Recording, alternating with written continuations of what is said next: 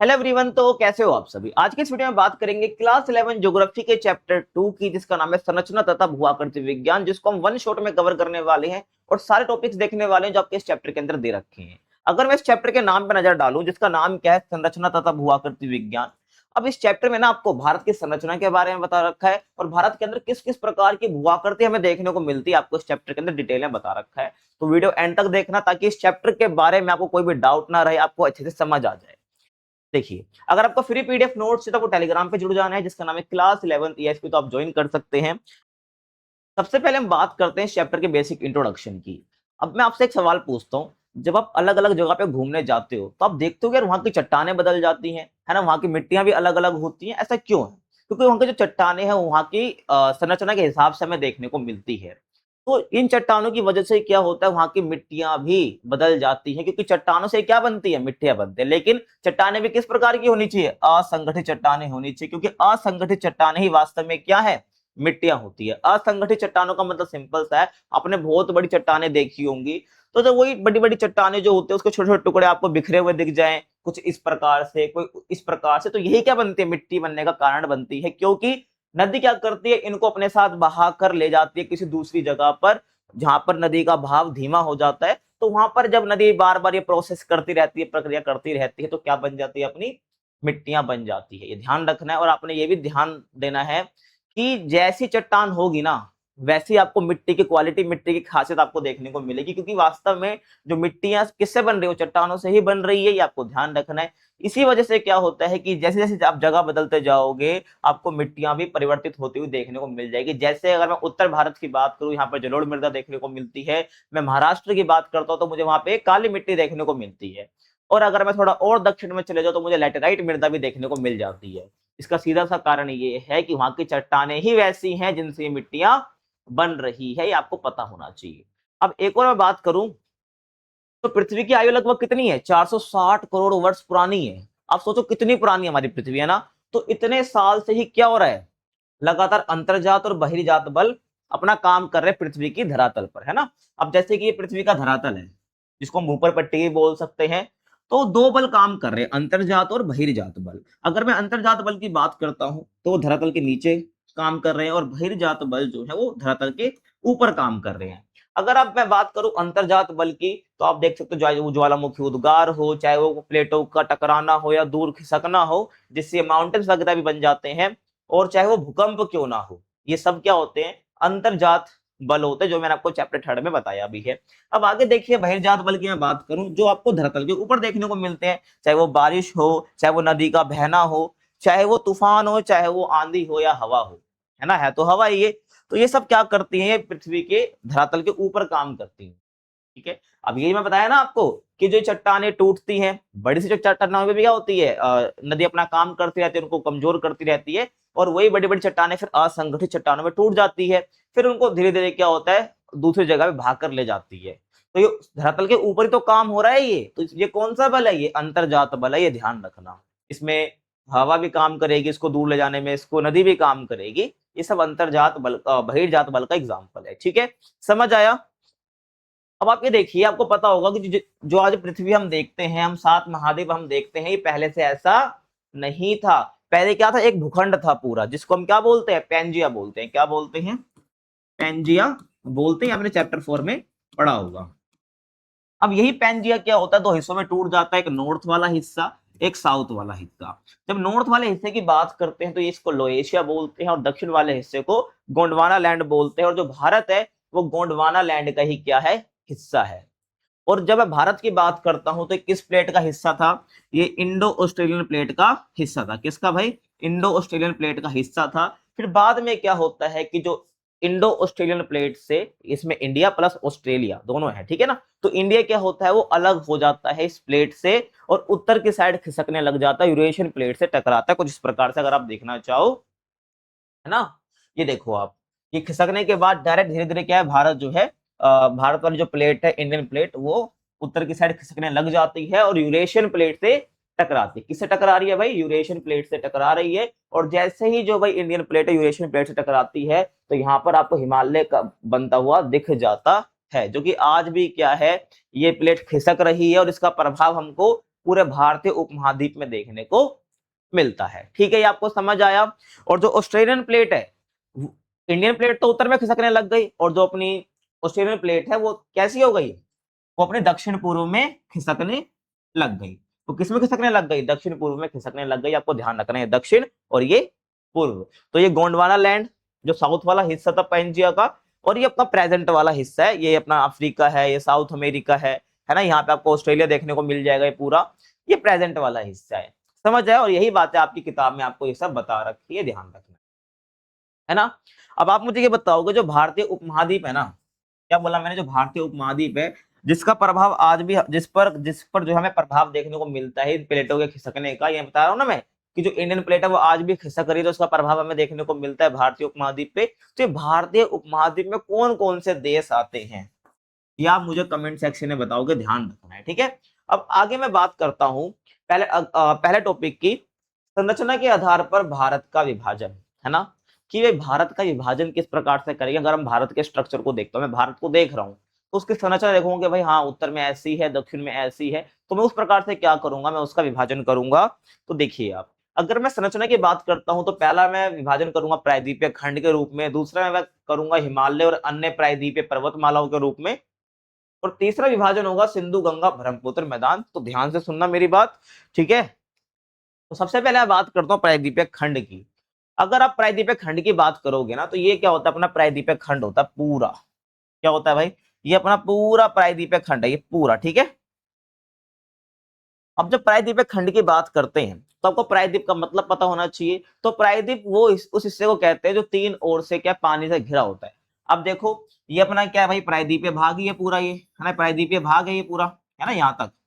तो ये देखो यहाँ से अरब सागर से घिरा हुआ है, यहाँ से बंगाल की खाड़ी से घिरा हुआ है, और यहाँ से ये हिंद महासागर से घिरा हुआ है। तो तीन हिस्सों से ये घिरा हुआ है, इसलिए इसको प्रायद्वीपीय भाग बोलते हैं, प्रायद्वीपीय खंड बोलते हैं। अगर मैं इसकी बाउंड्री की बात करता हूँ कि इसकी सीमा कहाँ कहाँ तक लगती है, तो देखेंगे आप कि पश्चिम में क्या है, अपना पश्चिमी घाट है, और पूर्व में क्या है, अपना ईस्टर्न घाट यानी कि पूर्वी घाट आपको देखने को मिल जाएगा, है ना। तो यहाँ से शुरू होता है पूरा यहाँ तक जाता है, फिर यहाँ पे हमें गिर की पहाड़ियां देखने को मिलती है जो कि गुजरात के अंदर है। फिर यहाँ से शुरू होता हुआ जो कि यहाँ पे अरावली पर्वत है पूरा, है ना, तो अरावली पर्वत से होता हुआ दिल्ली कटक तक जाता है, मतलब दिल्ली के कुछ हिस्सों तक जाता है। फिर वहां से जो है ये आगे बढ़ता हुआ यहाँ पर आपकी गंगा नदी भी आपको देखने को मिल जाएगी, फिर यहाँ पे यमुना भी नदी भी मिल जाती है।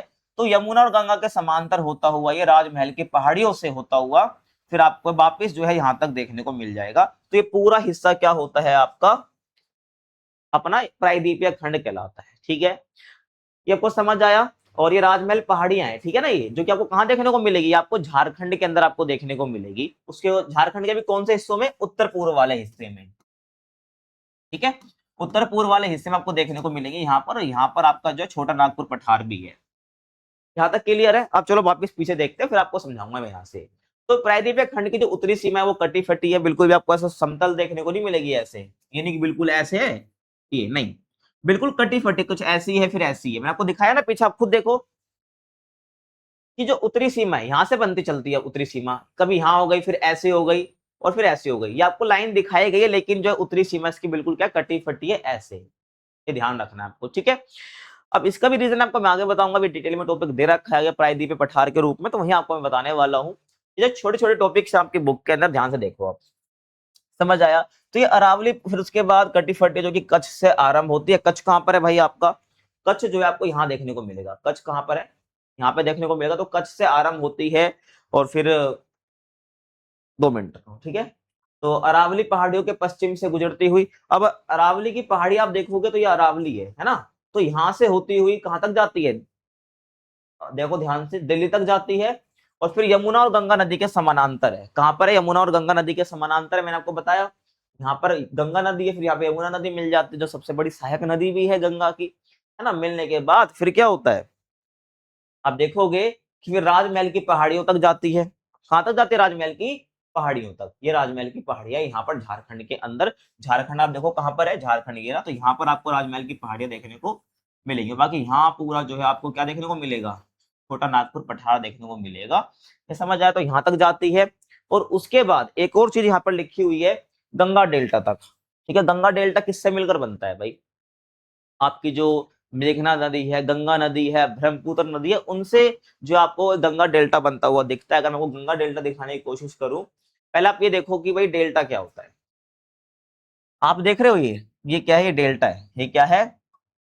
डेल्टा है। डेल्टा मतलब सिंपल सा है कि जब नदी होती है भाई, वो जब बह रही होती है, आपको पता है नदी बहुत तेज बहती है, बहुत स्पीड से बहती है, लेकिन जब बहती है ना, अपने रास्ते से सारे कंकड़ मिट्टी अपने साथ लेकर आती है, और जहां पर उसका भाव धीमा होता है, उसकी गति धीमी होती है, तो जितना कुछ अपने साथ वो लेके जा रही थी उसको वहीं रोक देती है, क्योंकि उसका स्टॉप स्टेशन आ जाता है वहां पर, जहां पर उसकी गति थोड़ी धीमी हो जाती है। तो जो डेल्टा होता है इसी को कहते हैं, क्योंकि सारे सेडिमेंट्स जो साथ में लेकर आई थी उसको यहाँ पर जो है निक्षेपित कर देती है, और जब ऐसे त्रिभुज के आकार की आकृति बन जाती है निक्षेपण के वक्त, इसको हम क्या बोल देते हैं? डेल्टा हम बोल देते हैं। आप और अच्छे से देखना चाहो तो आप देख सकते हो क्या है कि नदी आ रही है, लेकिन सारे सेडिमेंट देखो यहीं पे छोड़ते हुए ये जा रही है। तो देखो ये जो आकृति बनी है ये वाली लगभग कैसी बनी है? ये त्रिभुज के आकार की आकृति बनी है। अब मैं गंगा डेल्टा की बात करता हूँ तो आप देखिए गंगा डेल्टा है, ये क्या है? गंगा डेल्टा है पूरा, है ना। तो गंगा डेल्टा की बात करते हैं तो भाई ये आपको बांग्लादेश में भी देखने को मिलेगा, और कुछ डेल्टा जो आपको कहाँ देखने को मिलेगा, जो ये सेडिमेंट्स इकट्ठे करे हैं, निक्षेपण करा है कंकड़ मिट्टी का, मलबे का, तो ये आपको पश्चिम बंगाल में, जो कि इंडिया का ही पार्ट है, वहां पर आपको देखने को मिल जाता है ना। तो ये इतना रीजन में आपको ये डेल्टा देखने को मिलता है। आप देखोगे ये जो हिस्सा है ये इंडिया का हिस्सा है, तो यहाँ पर भी आपको ये देखने को मिल रहा है अपना डेल्टा गंगा का, और ये तो बांग्लादेश है, तो यहाँ पर भी हमको ज्यादा डेल्टा देखने को मिलता है। और सुंदरबन डेल्टा के नाम से बहुत फेमस है गंगा डेल्टा, ध्यान रखना है। सुंदरबन कहाँ पर है? इसी गंगा डेल्टा के दक्षिण में है, ठीक है, जहां पर मैंग्रोव वन पाए जाते हैं, और बहुत फेमस है, सबसे बड़ा डेल्टा है ये दुनिया का। ये ध्यान आपको रखना है, ठीक है। ये समझ आ गया। और आप वैसे एक्चुअल में देखना चाहो तो ये देखिए आप, यही जो डेल्टा मैप में इधर देख रहे हो एक्चुअल में ऐसा दिखता है, ये सैटेलाइट इमेज है ये पूरी।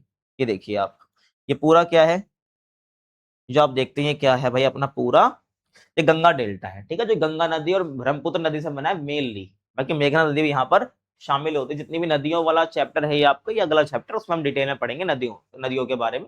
इतना आपको टेंशन नहीं लेनी है, बस आप ये समझिए प्रायद्वीपीय भाग कहाँ तक फैला हुआ है, ठीक है। यह जानना आपके लिए बहुत जरूरी है।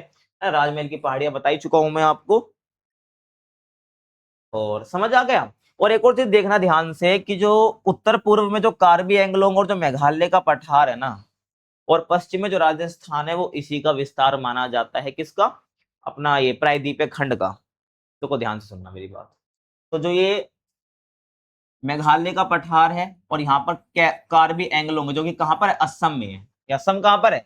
देखो ये मेघालय है, और यहाँ पर आपको क्या देखने को मिलेगी? कार्बी एंगलोंग देखने को, यहाँ पर आपको कार्बी एंगलोंग पहाड़ियां देखने को मिल जाएंगी।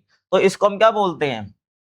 शिलोंग। शिलोंग क्या है? बेसिकली मेघालय की राजधानी ही है, तो मेघालय की राजधानी है तो उसको शिलोंग बोलते हैं। तो चाहे इसको मेघालय का पठार बोल लीजिए जो यहाँ पर है, चाहे इसको आप शिलोंग का पठार बोल लीजिए। और कार्बी एंगलोंग जो असम से है, तो पूरा जो ये वाला रीजन है ये भी जो है प्रायद्वीपीय खंड का ही हिस्सा माना जाता है, लेकिन जो है ये अलग हो गया है। क्या हो गया है? ये अलग हो गया है, ध्यान रखना। आप ये देखोगे ये भी जो है इसी का हिस्सा माना जाता है, और जो ये राजस्थान है ये भी जो है इसी का विस्तार माना जाता है प्रायद्वीपीय खंड का। आई होप आपको क्लियर हुआ होगा।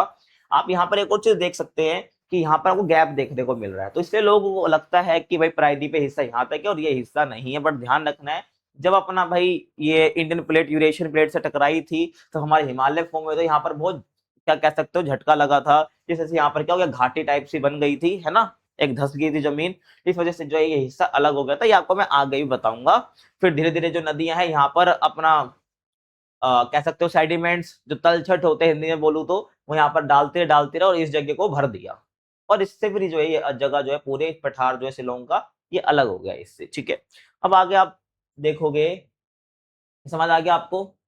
देखो भाई जो राजस्थान है ना, राजस्थान में जो प्रायद्वीपीय खंड है, जो पेनिसुलर ब्लॉक है, वो बेसिकली जो है मरुस्थल स्थलाकृतियों से ढका हुआ है। मरुस्थल मतलब क्या होता है? रेगिस्तान। तो रेगिस्तानी स्थलाकृतियों से ढका हुआ है, ठीक है। और जो प्रायद्वीप है भाई, वो प्राचीन नाइस और ग्रेनाइट से बना हुआ है। अब जो ये नाइस और जो ग्रेनाइट है, देखो ये कैसे दिखती है, आप ध्यान से देखना इनको। ये ग्रेनाइट का पत्थर होता है, और ये जो है ये नाइस होता है, जिसको नीस भी बोलते हैं हम। तो ये दोनों देखो, तो इन्हीं से क्या बना हुआ, हमारा प्रायद्वीपीय खंड बना हुआ है, आपको पता होना चाहिए, इसमें कोई डाउट आपका नहीं रहना चाहिए। ठीक है, अब जो प्रायद्वीप है ना भाई अपना, ये बेसिकली इसमें अवशिष्ट पहाड़ियां आपको देखने को मिलती है। अवशिष्ट पहाड़ियां यानी कि बेकार सी पहाड़ियां जो कि बहुत पुरानी हो चुकी हैं, जो कि बहुत पुरानी हो चुकी है, घिस चुकी है। सबसे अच्छा एग्जांपल इसका अरावली है और महेंद्रगिरी पहाड़ियां हैं। पर आपको यही पता होना चाहिए जो प्रायद्वीप है ना, वो बहुत कठोर खंड है।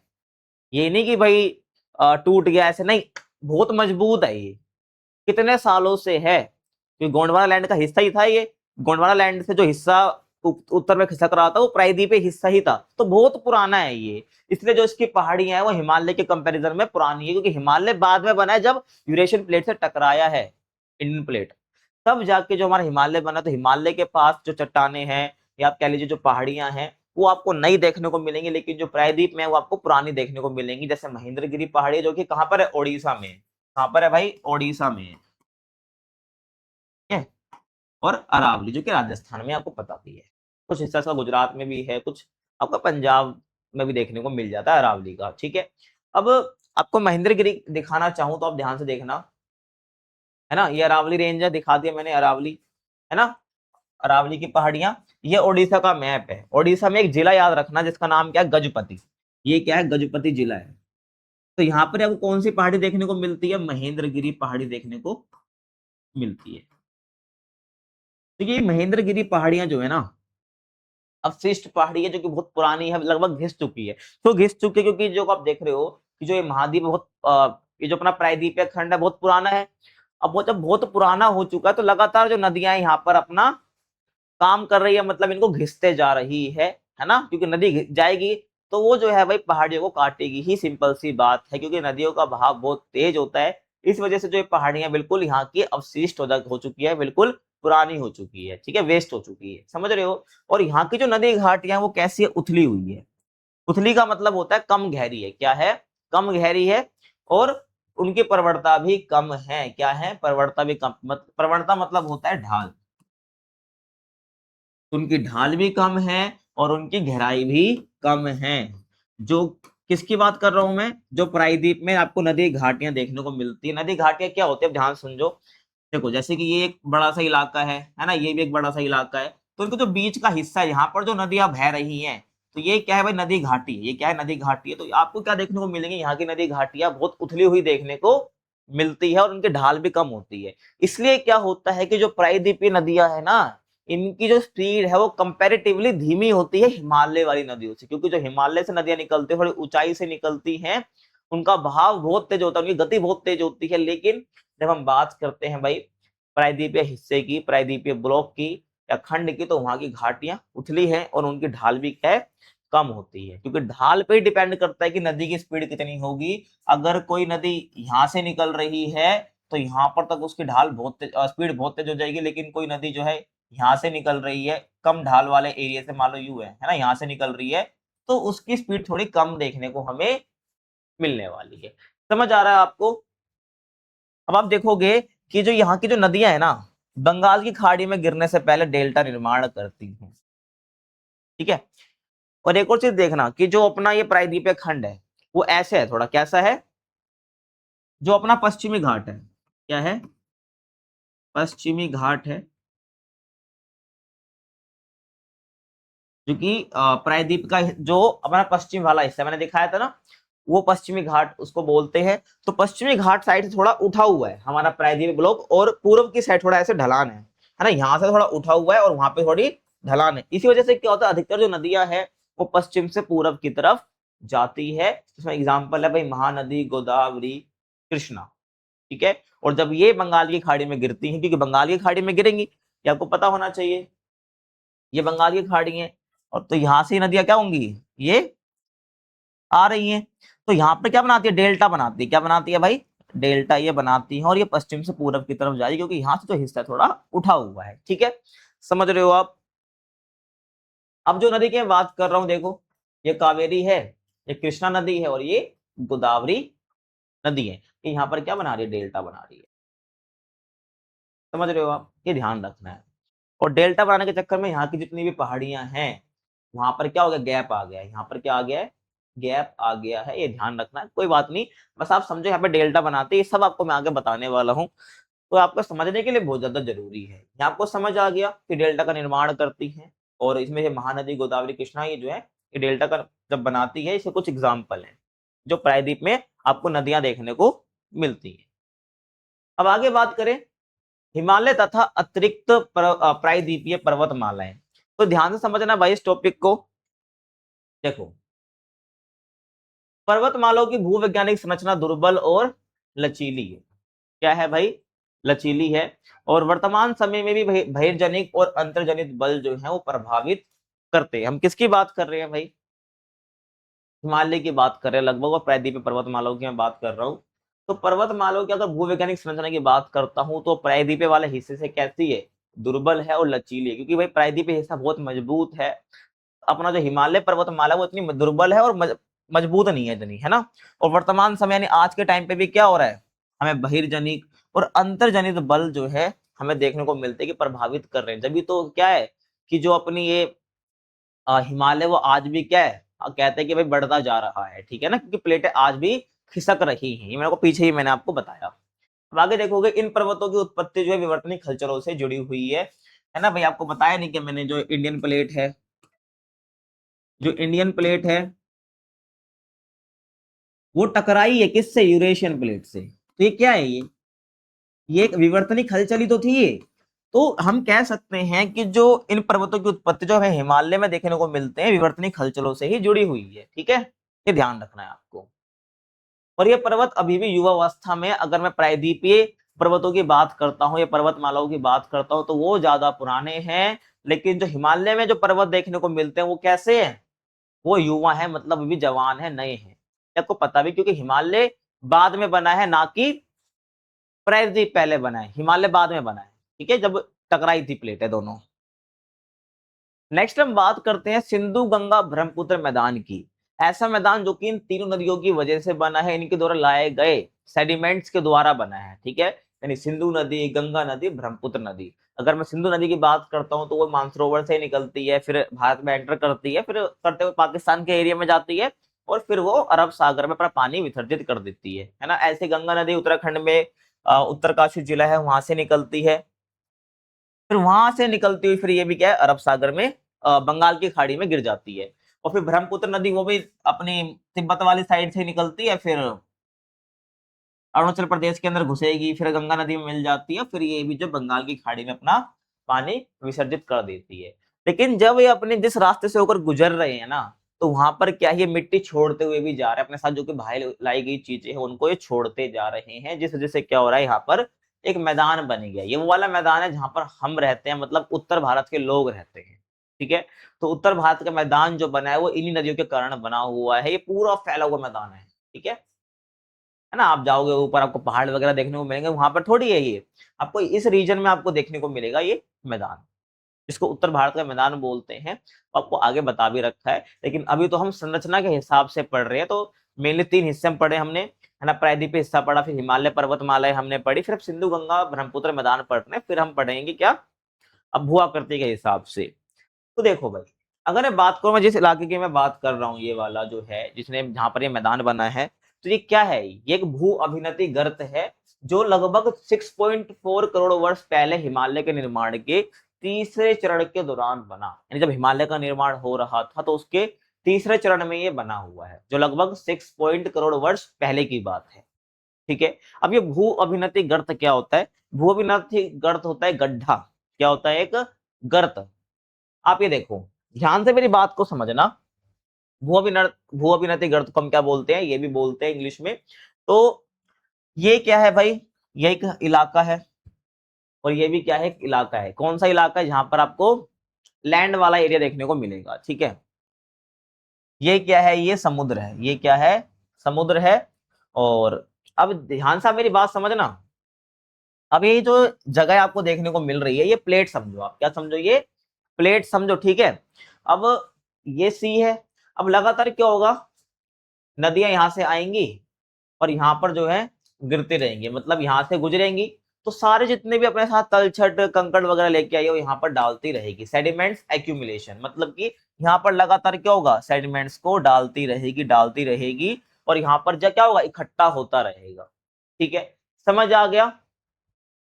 फिर एक टाइम पे क्या आएगा कि जो ये दो प्लेटें हैं यहाँ से टकराएंगी और यहाँ पर एक फोल्ड माउंटेन बन जाता है। क्या बन जाता है? फोल्ड माउंटेन बन जाता है। लेकिन अगर मान लो यहाँ पर फोल्ड माउंटेन ना बने और लगातार यहाँ पर जो है जो नदी है वो क्या कर रही है, वो लगातार जो है यहाँ पर सेडिमेंट्स को डालते ही जा रही है, तो क्या बनेगा? मैदान बन जाएगा। क्या बन जाएगा? मैदान बन जाएगा, क्योंकि यहाँ पर प्लेट टकराई नहीं है, यहाँ पर लगातार जो है रिवर से जो सेडिमेंट्स है वो इकट्ठे होते रहे हैं। समझ रहे हो आप? ये तीन चरण आपको ध्यान से समझने हैं। ये फोर लैंड है, मतलब यहाँ पर से नदियां बह रही हैं और बह तो पूरे रास्ते से रही है, लेकिन अपने साथ यहाँ पर चीजें छोड़ते हुए जा रही हैं जो अपने साथ भागकर लेके आई थी, है ना, यहाँ पर डालते जा रही है। फिर एक टाइम पे क्या होता है, यहाँ से प्लेट इधर खिसकती है, यहाँ से प्लेट इधर खिसकती है, तो ये फोल्ड माउंटेन्स बन जाते हैं। तो फोल्ड माउंटेन्स अगर ना बने तो क्या हो जाएगा, अपने ये मैदान हमें बनते हुए दिख जाते हैं। ध्यान आपको रखना है। अगर यहाँ पर सेडिमेंट्स इकट्ठे होते रहते हैं तो यही क्या ऐसे क्या बना अपना गंगा, ब्रह्मपुत्र और सिंधु वाला मैदान हमें देखने को मिलता है। तो इसके बनने के बाद क्या हुआ, हिमालय से जैसे ये गर्त बना ना, ये गर्त क्या होता है, ये इसी को बोलते हैं भू अभिनति गर्त। ऐसा ही था, मतलब हमारा उत्तर भारत जहां पर आज है। तो ये बोला कि इसके बनने के बाद हिमालय और प्रायद्वीपीय भारत से निकलने वाली नदियां अपने साथ लाई हुई मिट्टी, जिसको अवसाद बोलते हैं, यहाँ पे लगातार क्या करती रही, जमा करती रही, है ना। मैंने बताया ना आपको, लगातार जो है यहाँ पर जमा करती रही। आपको समझना है ये क्या भू अभिनति गर्त है। तो उत्तर भारतीय पहले यही है था और अब भी है, लगातार यहाँ पर जो है अवसाद जमा होते जा रहे हैं। ठीक है।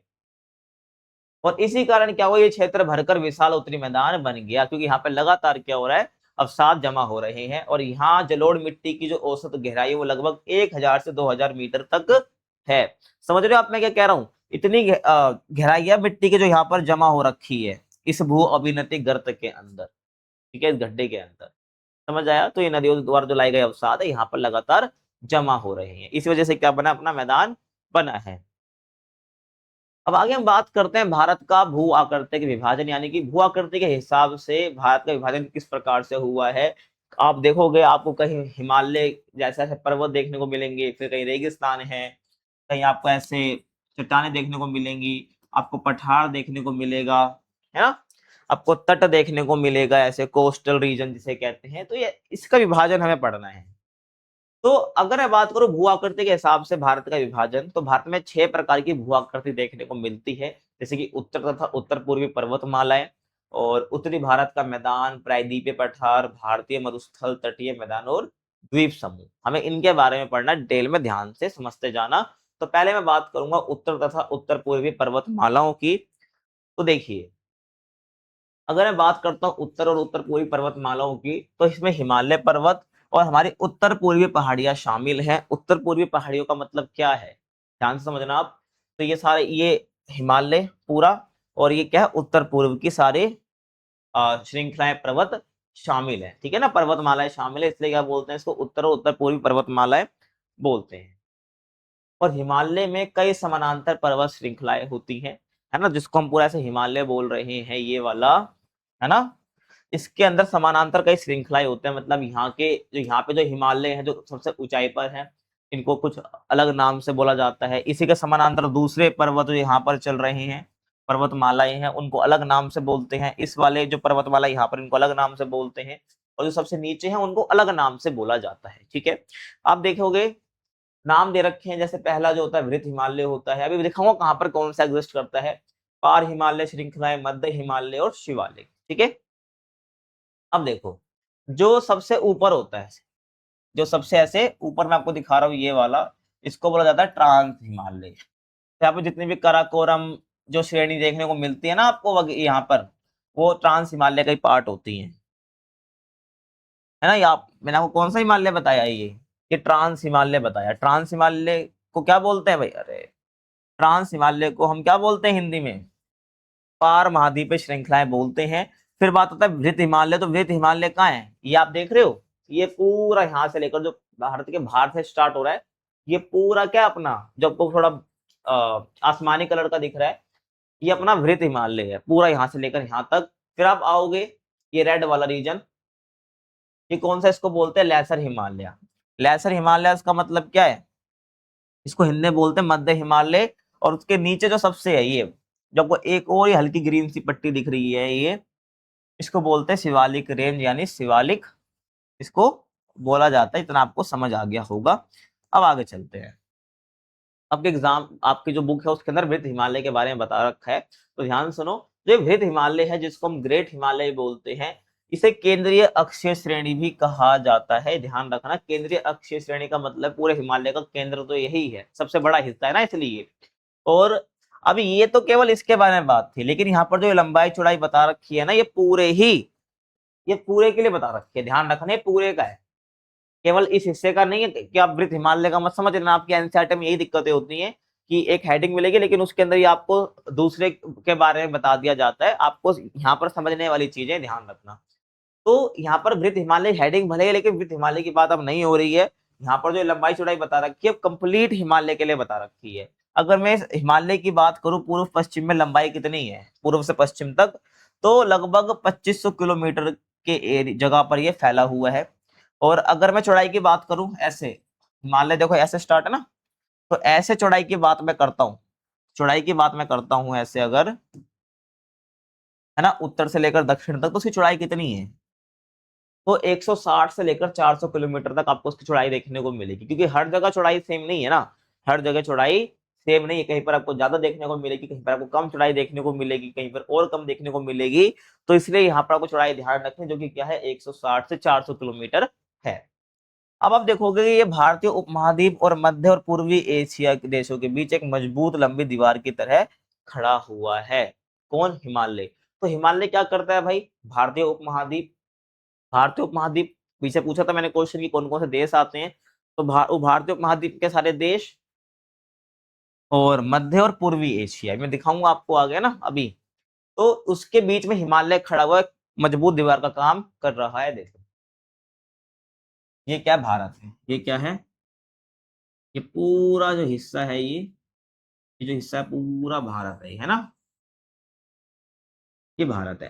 अब आप देखोगे ये पाकिस्तान है ना, ये आपका बांग्लादेश, ये म्यांमार, ये श्रीलंका, ये पूरा क्या है, भारतीय उपमहाद्वीप है। ये क्या है, ये पूरा भारतीय उपमहाद्वीप है, ये हो गया। उसके बाद मध्य एशिया, मध्य एशिया में ये सब आ जाता है, कजाकिस्तान, उज्बेकिस्तान, तुर्कमेनिस्तान, किर्गिस्तान, ये सब जो है अपना इसमें आ जाता है, ये मध्य एशिया में आ जाता है। और और बाकी जो इंडिया, ये जो भारतीय उपमहाद्वीप है, ये सब ये दक्षिण एशिया का हिस्सा है। और पूर्वी एशिया की जब बात आती है, तो उसमें जापान आ जाता है ना, नॉर्थ कोरिया, साउथ कोरिया जाता है, मंगोलिया, चीन वगैरह इसमें आ जाते हैं पूर्वी साइड में। तो आप देखोगे, अब मैं ब्लैक पेन ले रहा हूं, तो ये जो हिस्सा है, यहाँ पर क्या है, यहाँ पर है हिमालय, यहाँ पर क्या है, हिमालय, क्या है, हिमालय, पूरा यहाँ पर हिमालय फैला हुआ है। तो आप देखोगे जो ये अपना पूर्वी एशिया है, यहाँ से भी एक दीवार की तरह काम कर रहा है, डायरेक्ट यहाँ से कोई एंट्री नहीं ले सकता। और अगर आप बात करोगे यहाँ से, तो यहाँ से भी कोई एंट्री नहीं ले सकता है। और ये अपना पूरा भारतीय उपमहाद्वीप है। तो भारतीय उपमहाद्वीप अपना मध्य एशिया और पूर्वी एशिया के बीच में एक दीवार बनकर खड़ा हुआ है। इसी वजह से आपने देखा भी होगा कि भारत के अंदर जो इन्वेडर है ना, वो यहाँ से कभी आ ही नहीं पाया, इसलिए चाइना भी कभी घुस नहीं पाया भारत के अंदर। इस साइड से दीवार थी, एक वॉल थी हमारे लिए, ठीक है, ये ध्यान रखना है। और अब भी है, मतलब वॉल। ये समझ आ गया आपको, इसकी बात हो रही है। फिर आगे आपको ऐसे हिमालय का फैलाव बता रखा है कि हिमालय का फैलाव कहाँ कहाँ तक है। तो देखो भाई, हिमालय का फैलाव जो है आपको उत्तर पश्चिम से दक्षिण पूर्व दिशा की ओर देखने को मिल जाएगा। कहाँ पर? उत्तर पश्चिम भाग में। देखो अगर मैं आपको दिखाना चाहूँ, ये अपना क्या, कौन सा हिस्सा है, उत्तर पश्चिम भाग है, तो यहाँ पर भी फैला हुआ है। दिशा बता रही है कैसे कैसे फैला हुआ है। देखो, तो उत्तर पश्चिम से दक्षिण पूर्व दिशा की ओर फैला हुआ है ऐसे। फिर अपना दार्जिलिंग और सिक्किम में भी हमको जो है ये हिमालय का फैलाव देखने को मिलता है, जो कि पूर्व पश्चिम दिशा, यहाँ पर पूर्व पश्चिम दिशा के रूप में फैला है, मतलब इस प्रकार से फैला है, अगर हम सिक्किम और दार्जिलिंग की बात करते हैं तो, ठीक है। और आगे चलो भाई, अरुणाचल प्रदेश की बात करो, तो यहाँ से श्रेणियां दक्षिण पश्चिम से उत्तर पश्चिम की ओर घूम जाती है। और ऐसे फिर उत्तर पूर्वी पहाड़ियों की बात करो, जो कि मिजोरम, नागालैंड और मणिपुर में हमें देखने को मिलती हैं। और ये पहाड़ियां मुख्य रूप से उत्तर दक्षिण दिशा में ही फैली हुई है, यानी उत्तर दक्षिण दिशा में ऐसे, ठीक है, उत्तर से दक्षिण। तो आपको ये ध्यान रखना, आपको दिशा पहचानना आना चाहिए। जैसे कि बात करूं, ये है ना, ये क्या, ये नॉर्थ है, ये साउथ है, ये ईस्ट है और ये वेस्ट है। अगर किसकी बात हो रहा है, मैं बोल रहा हूँ नॉर्थ वेस्ट, यानी उत्तर पश्चिम बोल रहा हूँ तो इस दिशा की बात हो रही है, उत्तर पूर्वी की मतलब इस दिशा की बात हो रही है, और अगर पश्चिम दक्षिण पश्चिम की बात हो रही है तो इस दिशा की बात हो रही है, और ऐसे ही अगर दक्षिण पूर्वी की बात हो रही है तो ये वाली बात हो रही है, ध्यान रखना। तो इसी प्रकार से हिमालय में कोई जो है उत्तर पश्चिम से दक्षिण पूर्व दिशा में फैला हुआ है, तो कोई पूर्व पश्चिम दिशा में फैला है, और अरुणाचल प्रदेश में ये दक्षिण पश्चिम से फिर उत्तर पश्चिम की तरफ फैलता है, दिखता हुआ हमें मिलता है ना। फिर यहाँ पर आपको उत्तर दक्षिण दिशा में देखने को मिल जाएगा, उत्तर पूर्वी इलाके मतलब कि मिजोरम, नागालैंड और मणिपुर के अंदर। समझ आ रहा है आपको मैं क्या कह रहा हूँ, ये ध्यान आपको रखना है। अब आगे चलते हैं, उत्तरी भारत के मैदान की बात हम कर लेते हैं। देखो, अगर मैं बात करूं उत्तर भारत मैदान की, तो मुख्य रूप से सिंधु, गंगा, ब्रह्मपुत्र नदियों द्वारा बना है ना। और बना कैसे है, इनके द्वारा जो लाई गई उपजाऊ मिट्टी है, जिसको बोला बोला जाता है जलोढ़ निक्षेप, ठीक है, ये ध्यान रखना है आपको। और इसलिए जो है जलोढ़ मृदा हमें देखने को मिलती है पूरे उत्तर भारत में, इसलिए बहुत फर्टाइल, बहुत उपजाऊ इलाका है, जो कि खेती के लिए काफी अच्छा है। अगर मैं उत्तर भारत मैदान की बात करता हूं, तो लगभग 3200 किलोमीटर क्या है इसकी लंबाई, अगर मैं पूर्व से पश्चिम जाऊंगा, मतलब इस पूर्व से पूरा पश्चिम की तरफ जाऊंगा मैं, ठीक है। अपना उत्तर भारत का मैदान यहां तक फैला हुआ है, ध्यान रखना, जितना भी आपको ऑरेंज वाला हिस्सा दिख रहा है ये पूरा उत्तर भारत का मैदान है, ये पूरा, ठीक है। तो अगर मैं पूर्व से पश्चिम जा रहा हूं तो 3200 किलोमीटर क्या है इसकी लंबाई है। और औसत चौड़ाई की बात करूं तो 150 से 300 किलोमीटर आपको देखने को मिल जाएगी इसकी चौड़ाई, है ना। यहाँ पर आपको देखो, यहाँ पर चौड़ाई बढ़ गई है ना, यहाँ पर थोड़ी कम हो जाएगी, यहाँ पर और कम हो जाएगी, तो आपको 150 से कितने देखने को मिलेगी, 300 किलोमीटर तक इसकी चौड़ाई देखने को मिल जाएगी। समझ आया। गहराई की बात करूं तो जलोढ़ मिट्टी की अधिकतम गहराई कितनी है, 1000 से 2000 मीटर तक आपको देखने को मिल जाएगी। मान लो कि यहाँ पर जो है ये अपने सरफेस है, यहाँ पर बहुत सारी मिट्टी है ना, ये और कौन सी मिट्टी है, जलोढ़ मृदा है ये, जलोढ़ मृदा है ये। कौन सी मृदा है भाई, जलोढ़ मृदा है। तो जलोढ़ मृदा, तो यहाँ तक जो इसकी गहराई होगी ना, कितनी होगी, कितनी होगी भाई, 1000 से 2000 मीटर, यानी कि आप इसको किलोमीटर में भी लिखना चाहे तो लिख सकते हो, 1 किलोमीटर से लेकर कितनी है, और 2 किलोमीटर तक है, ठीक है, ये ध्यान रखना है। अब आगे देखो, ये एक समतल मैदान है, ये नहीं आपको उबड़ खाबड़ मैदान देखने को नहीं मिलेगा, क्योंकि ये तो माउंटेन्स वाले एरिया से नदी अपने साथ इन सबको लेकर आई है ना, इस निक्षेप को, और यहाँ पर छोड़ दी है, क्योंकि ऊपर स्पीड बहुत तेज थी, लेकिन जब नीचे वाले हिस्से पर आई है तो वहां पर अपने साथ जो भी लाई गई चीजें थी उसको छोड़ दिया है। तो यहाँ पर आपको एक सपाट समतल एरिया देखने को मिलता है, जिसकी समुद्र तल से जो औसत ऊंचाई है वो केवल 50 से 100 मीटर ही है, ठीक है। समुद्र तल समझते हो ना, देखो जैसे कि ये वो जगह है जहां पर हम रहते हैं, ये कौन सा, ये महाद्वीपीय तल है जहां पर हम रहते हैं, है ना। लेकिन मान लो यहाँ पर समुद्र भी है, तो यहाँ पर क्या है, पानी है, आपको देखने को मिलेगा, ये पानी है, ये समुद्र वाला इलाका आ गया। तो समुद्र तो शुरू हो गया, लेकिन समुद्र के नीचे भी क्या है, धरातल है, क्या है, धरातल है। तो ये क्या है, ये क्या है, ये जो हिस्सा मैंने बनाया ये क्या, समुद्र का तल है, ये क्या है भाई, समुद्र का तल है। तो समुद्र के तल से अगर हम बात करें इस मैदान की ऊंचाई, तो लगभग 50 से 100 मीटर है ना। ये क्या हो जाएगा, ये जो बता रखा है ये पूरा मैदान है, या उसका उत्तरी मैदान मान लो, तो इसको अगर हम देखें ऊंचाई को तो कितना है, 50 से 100 मीटर है, ठीक है। समझ आया भाई, आपको ये ध्यान रखना है। अब आगे देखो, ये जो मैदान है बहुत उपजाऊ है, वैसे होगा वो उपजाऊ भाई, क्योंकि जो नदी है वो क्या कर रही है, अपने साथ बहुत सारी चीजें मिट्टियों को लेकर आ रही है और यहाँ पर छोड़ दे रही है, तो इसलिए उपजाऊ है ये, ठीक है। और यहाँ गेहूं, चावल, गन्ना और जूट जैसी जो फसलें उगाई जाती हैं, आपको पता होगा, आप नॉर्थ साइड से हैं, इसलिए यहाँ जनसंख्या का घनत्व भी आपको बहुत ज्यादा देखने को मिलेगा, मतलब कि जनसंख्या आपको बहुत ज्यादा देखने को मिलेगी। और जनसंख्या घनत्व ज्यादा होने का मतलब ये है कि जरूरत से ज्यादा लोग यहाँ पर एक जगह पर बसे हुए हैं, जितनी जरूरत है उससे ज्यादा, ये मैंने दिखाई दिया है। अब बात आती है उत्तर भारत की, तो उत्तर भारत का विभाजन भी करते हैं, ठीक है।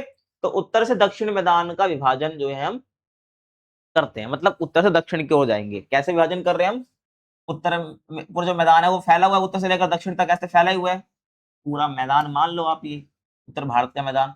तो उत्तर से लेकर दक्षिण की तरफ अगर हम जाएंगे तो इसको 3 हिस्सों में बांट सकते हैं, भाबर, तराई और जलोढ़ मैदान के तौर पर, ठीक है, या जलोढ़ निक्षेप आप कह सकते हो, उसके हिसाब से हम इसको मतलब क्या है, पूरा भाबर, तराई और जलोढ़ मैदान 3 हिस्सों में आप बांट सकते हैं। और अगर आप मान लो यहाँ नहीं लिखना चाहते जलोढ़ मैदान, तो डायरेक्ट जो है आप तीसरी जगह पे आप क्या कर सकते हो, यहाँ पर आप भांगर और खादर लिख सकते हो। क्या लिख सकते हो भाई, खादर लिख सकते हो, ठीक है। ये ध्यान रखना है, भांगर और खादर आप लिख सकते हो। अभी क्या है आगे बताऊंगा, मतलब ध्यान रखो, जो उत्तरी भारत का मैदान है उसको हम 3 हिस्सों में बांट सकते हैं, जलोढ़ मैदान, तराई और भाबर। सबसे पहले मैं बात करता हूँ भाबर की। किसकी भाई, भाबर की। तो भाबर का जो स्थान है वो कहां पर है, शिवालिक पहाड़ियों के ठीक नीचे है। शिवालिक कहाँ है भाई, सबसे हिमालय का नीचे वाला हिस्सा, ये क्या है, शिवालिक है। ये क्या है भाई, शिवालिक है। पूरा जो मैं रेड रेड कर रहा हूँ, ये मैं ब्लैक कर देता हूँ इसको, है ना। ये क्या है, शिवालिक है। तो शिवालिक के जो नीचे आपको देखने को मिलेगा ना, यहाँ पर, या शिवालिक के समानांतर आप कह सकते हो, ये यहाँ पर आपको जो है भाबर देखने को मिलने वाला है। लगभग 8 से 10 किलोमीटर चौड़ी पट्टी है ये भाबर की, है ना, जो कि 8-10 किलोमीटर की चौड़ी और पतली पट्टी है ये। अब भाबर है क्या, मैंने आपको बताया कि जब ऊंचाई से क्या हो रहा है, नदी आ रही है और अपने साथ बहुत सारे कंकड़ लेके आ रही है, वो छोटे कंकड़ भी लेके आ रही है, बड़े कंकड़ भी लेके आ रही है, बहुत कुछ लेके आ रही है अपने साथ। तो जब वो नीचे आती है ना, तो उसका भाव बहुत धीरे हो जाता है, उसका भाव बहुत धीरे हो जाता है। तो इतने बड़े बड़े पत्थर को वो उसको आगे ले जाना पॉसिबल नहीं हो पाता है। इस वजह से क्या होता है, वो छोड़ देती है जब ऐसे ही वो नीचे आती है वो नदी, ठीक है, और फिर आगे बढ़ जाती है। समझ आया। तो जो ये आप देख रहे हो ना, इतने मोटे मोटे कंकड़ टाइप से, इसको क्या बोलते हैं, ये उत्तरी भारत मैदान का हिस्सा है। इसी को क्या बोलते हैं हम, इसी को हम क्या बोलते हैं, भाबर बोलते हैं। और आपने कभी ऋषिकेश वगैरह घूमने गए होंगे, नैनीताल घूमने गए होंगे, तो वहां पर आपने जो है इनको जरूर देखा होगा, ऐसे पत्थर पड़े होंगे, तो समझ लेना वो भाबर है, ठीक है। और शिवालिक के नीचे आपको देखने को मिलता है, फिर भाबर के नीचे जाओगे तो आपको और दूसरा इलाका देखने को मिलेगा, जो मैं आगे पढ़ाऊंगा। और एक और बात ध्यान रखना, कि जो नदी है ना, ये जो यहाँ पर छोड़ के गई है, नदी आगे नहीं बढ़ रही है, नदी आगे तो बढ़ रही है, लेकिन हमें ऐसा लग रहा है कि यहाँ पर नदी नहीं है, बल्कि नदी इनके नीचे से जा रही है, क्योंकि इनके बीच में गैप बहुत ज्यादा होता है ना। आप ये समझो कि ये क्या है, ये बहुत सारे भाबर, ये क्या है, भाबर है ना, इकट्ठे कर दिए। नदी यहाँ पर जा तो रही है, नदी यहाँ पर जा तो रही है और आगे भी निकल रही है, लेकिन यहाँ पर जब रास्ते से गुजर रही है तो अब उतना भाव उसका नहीं हो रहा है कि वो इसको साथ में कैरी कर सके, तो यहाँ पर जो है इसको छोड़ देती है। लेकिन नदी अभी भी इसी रास्ते से गुजर रही है। तो ये वो इलाका है जहां पर नदी हमें दिखती ही नहीं है, नदी लुप्त होती हुई दिख जाती है। और फिर आगे जो है नदी जब इनको छोड़ देती है यहाँ पर, तो फिर आगे निकलती हुई हमें दिखते, फिर इसको दूसरा रीजन हम बोलते हैं, ठीक है। समझ आ गया आपको। हाँ, पहाड़ से आती नदी है जो है यहाँ पर बड़े बड़े पत्थर कंकड़ जमा कर देती है, बता दिया। और नदियां अक्सर जो है इन पत्थरों के नीचे बहती हुई लुप्त हो जाती है। तो जो नदी होती है वो क्या होती है, इन पत्थरों के नीचे बहती हुई चलती है, हमें वो ऐसा लगता है गायब होगी नदी, लेकिन एक्चुअल में इनके नीचे ही होती है, दिखाई नहीं देती है। समझ रहे हो आप। ये देखो, आप अगर मैं भाबर दिखाना चाहूं, ध्यान से देखना मेरी बात जो मैं कह रहा हूं। ये जो पीला पीला देख रहे हो, क्या है, ये शिवालिक है, ये क्या है, शिवालिक है। तो इसके नीचे ये क्या है, ये भाबर है, पूरा भाबर है ये, ठीक है। हम उत्तर से दक्षिण में विभाजन कर रहे हैं, ध्यान रखना। तो अभी मैं इस वाले हिस्से की बात कर रहा हूं, तो ये भाबर है, ये क्या है, भाबर है, ठीक है। अब आप देख सकते हो, और दिखाऊं आपको, ये हिमालय है ना। अब आप समझो कि मैं क्या कहना चाह रहा हूँ, ये मत समझना कि ये तो ऐसे चल रहा है, नहीं। ये समझने के लिए भाबर कैसे दिखता है, तराई कैसे दिखता है, ये ध्यान समझना आप। तो ये हिमालय है, यहाँ से नदी नदी आई और यहाँ पर से जा ही रही थी, लेकिन अपने साथ जितने मोटे मोटे कंकड़ वगैरह उसको यहीं पर छोड़ते हुए नीचे आगे नदी जा रही है, और फिर यहाँ से बाहर निकल जाती, जब वो सब चीज यहाँ पर डिपॉजिट कर देती है, निक्षेप कर देती है, ठीक है। समझ आया भाई मैं क्या कह रहा हूँ। तो नदी यहाँ से आगे निकल जाती है। तो ये क्या है, भाबर वाला इलाका है। आई होप आपको समझ आया होगा। अब नेक्स्ट हम बात करते हैं तराई की। किसकी बात करते हैं भाई, तराई की। तो ये भाबर के दक्षिण में है, क्या है, भाबर के दक्षिण में है। आप यूं समझ लो कि ये ऐसे है ना, आप इसको यूं कर लो, हिमालय थोड़ा ऊपर साइड दिखेगा आपको, फिर भाबर आएगा, फिर तराई आएगा। बाकी आप इधर देखो, ये क्या है भाई, भाबर है, मैं आपको दिखाया। तो इसके जस्ट नीचे जो आपको एक पट्टी देखने को मिल रही है, किसकी है, ये तराई की है। किसकी है, तराई की, जो कि आपको ये ब्लू ब्लू से दिख रही है। मगर यहाँ पे काला काला कर दूं, आप देखो तो ये क्या है, रेड रेड कर दूं, ये क्या है, ये तराई वाला रीजन है, जो कि भाबर के दक्षिण में है। और जब हम तराई की बात करते हैं तो ये कैसा इलाका है, ये थोड़ा दलदली इलाका है। कैसा है, दलदल है। क्यों? क्योंकि यहाँ पर से नदी जो बह रही थी ना, यहाँ पर हमें नदी नहीं दिख रही थी, लेकिन जब नदी तो वही बह ही रही है, तो नदी यहाँ पर जो है एक साथ जब बाहर निकलती तो बहुत ज्यादा पानी यहाँ पर इकट्ठा कर देती है। तो यहाँ पर कैसा एरिया बन जाता है, ये थोड़ा दलदली इलाका बन जाता है। मतलब पानी अधिक से बहुत ज्यादा मात्रा में यहाँ पे इकट्ठा हो जाता है, ये तराई रीजन जाता है। ठीक है, अभी आप देखो भाई, ये मैं आपको बता रहा हूँ। तो भाबर में जो नदी लुप्त हुई थी वो यहाँ से फिर से जमीन पर निकल जाती है। और अगर मैं तराई रीजन की बात करता हूँ तो ये 10 से 20 किलोमीटर चौड़ा क्षेत्र है, ये ध्यान रखना है। और स्वरूप की बात करूं, मतलब दिखता कैसा है यहाँ पर, ये तो जो नदियां है ना वो निश्चित मार्ग पर नहीं बहती हैं, जिससे ये क्षेत्र गीला और दलदली बन जाता है। कहने का मतलब ये है, तराई वाला रीजन है तो यहाँ पर कोई निश्चित मार्ग नहीं कि भाई बिल्कुल यूं ही चल रही है, नहीं, यूं चल रही है, यूं चल रही है, या यूं चल रही है, तो एक निश्चित मार्ग नहीं है, अपना मार्ग बदल दे रही है। इस वजह से क्या हो रहा है कि पूरा ये इलाका जो है दलदली इलाका बन जा रहा है, और ज्यादा पानी भी इकट्ठा यहाँ पर हो जा रहा है। ठीक है, और आगे चले। और पर्यावरण की बात करूं तो ये क्षेत्र घने जंगलों से ढका रहता है और जंगली जानवरों का घर है। एक ऐसा इलाका है जहां पर आपको बहुत ज्यादा ही जैव विविधता देखने को मिलेगी, बायोडाइवर्सिटी देखने को मिलेगी, यानी आपको अलग अलग किस्म के पेड़ पौधे देखने को मिलेंगे, जीव देखने को मिलेंगे, ध्यान रखना, क्योंकि ये कंडीशन उनके लिए बहुत रहने लायक है। समझ आ गया? अब मैं बात करूं जलोढ़ मैदान की, तो इसको दो हिस्सों में बांटते हैं, बांगर और खादर। अब जो ये अपना जलोढ़ मैदान है, जो बांगर और खादर है, ये तराई के दक्षिण में है। कहां पर? ये तराई के दक्षिण में है ना। क्या बोल रहा हूं मैं, बांगर और खादर की बात कर रहा हूं। आप देखो, ये तराई हो गया। अब जो ग्रीन ग्रीन हिसाब को मैं दिखा रहा हूं, ये क्या है, ये एक ग्रीन, ये खादर है। और उसी के नीचे एक ये ऑरेंज जो पट्टी वापिस दिख रही है, ये क्या आपका भांगर है। यार आप देखो कैसे नॉर्थ टू साउथ हम डिवाइड करते हुए चल रहे हैं। ठीक है, समझ रहे हो आप? तो बांगर और खादर क्या है, मेरी बात को पहले ध्यान से समझना क्या है। तो बांगर उसको कहते हैं जो पुराने जलोढ़ से बना क्षेत्र है, जहां अब बाढ़ का पानी नहीं पहुंचता है। लेकिन जब हम खादर की बात करते हैं तो ये नए जलोढ़ में से बना क्षेत्र होता है। जलोढ़ मतलब समझो आप, जलोढ़ क्या है, ये निक्षेप है। जलोढ़ क्या है, ये निक्षेप है जो नदी अपने साथ लेकर आते और यहाँ पर घेर देती है। ठीक है, तो ये नए जलोढ़ से बना क्षेत्र, ये ज्यादा उपजाऊ क्षेत्र होता है। देखो मैं अभी आपको सिंपल सी भाषा में समझा देता हूँ।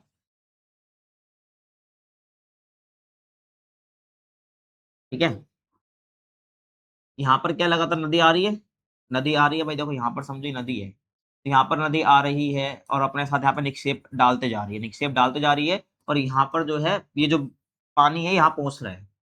मेरी बात समझना भाई, जो ये नदी यहाँ पर आ रही है, ये जगह जब भर जाती है, अधिकतर पानी यहाँ पर गिर जाता है, तो ये जो बाढ़ का पानी यहाँ तो पहुंच जाता है, बाढ़ का पानी यहाँ तो पहुंच जाता है, लेकिन आगे नहीं पहुंचता है ना। तो कहने का मतलब ये है, जो नदी यहाँ पर जा रही है, तो जो पास का इलाका है जहां पर ये पानी पहुंच जा रहा है ना, ये तो अपना क्या खादर है। लेकिन जो दूर का, जो इससे दूर का इलाका, ये क्या है, इसको बोलते हैं बांगर। जहां पर जो है कह सकते हैं नदी का पानी नहीं पहुंचता है, बाढ़ का पानी नहीं पहुंचता है, और इसलिए कम उपजाऊ क्षेत्र है और ये ज्यादा उपजाऊ क्षेत्र है। ठीक है, तो खादर बता दिया, नए जलोढ़ से बना क्षेत्र है, मतलब यहाँ पर जो है यहाँ पर जो है भाई पानी आता रहता है नया नया, जो नदी लेकर आ रही है, और इससे यहाँ भाई बाढ़ वाला इलाका बन जाता है, बाढ़ आती रहती है। इस वजह से यहाँ पर जो क्षेत्र काफी उपजाऊ रहता है, लेकिन ये वाला क्षेत्र बिल्कुल भी उपजाऊ नहीं रहता है ना। आप इसको भी देख सकते हो।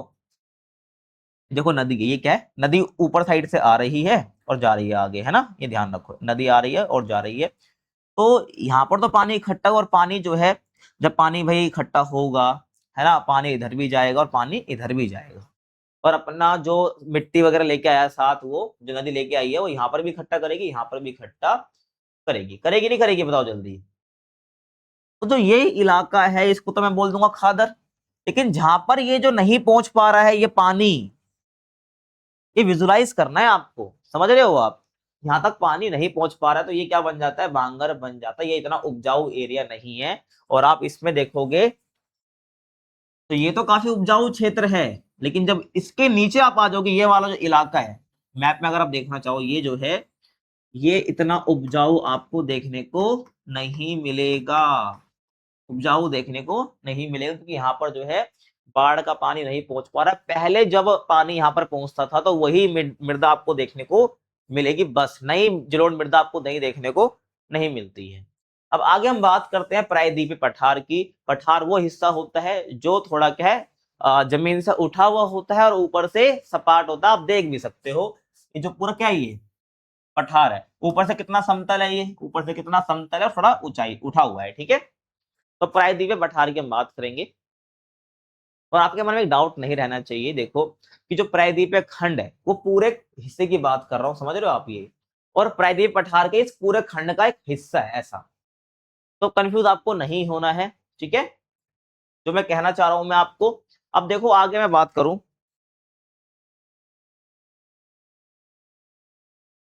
अब इसकी ना वही सीमा आपको बताऊंगा जो मैंने आपको स्टार्टिंग में बता दी थी। तो नदियों के मैदान से लगभग 150 मीटर ऊंचाई से ऊपर उठा हुआ प्रायद्वीपीय पठार त्रिकोण आकार वाला कटा फटा भूखंड है, जिसकी ऊंचाई 600 से 900 मीटर है।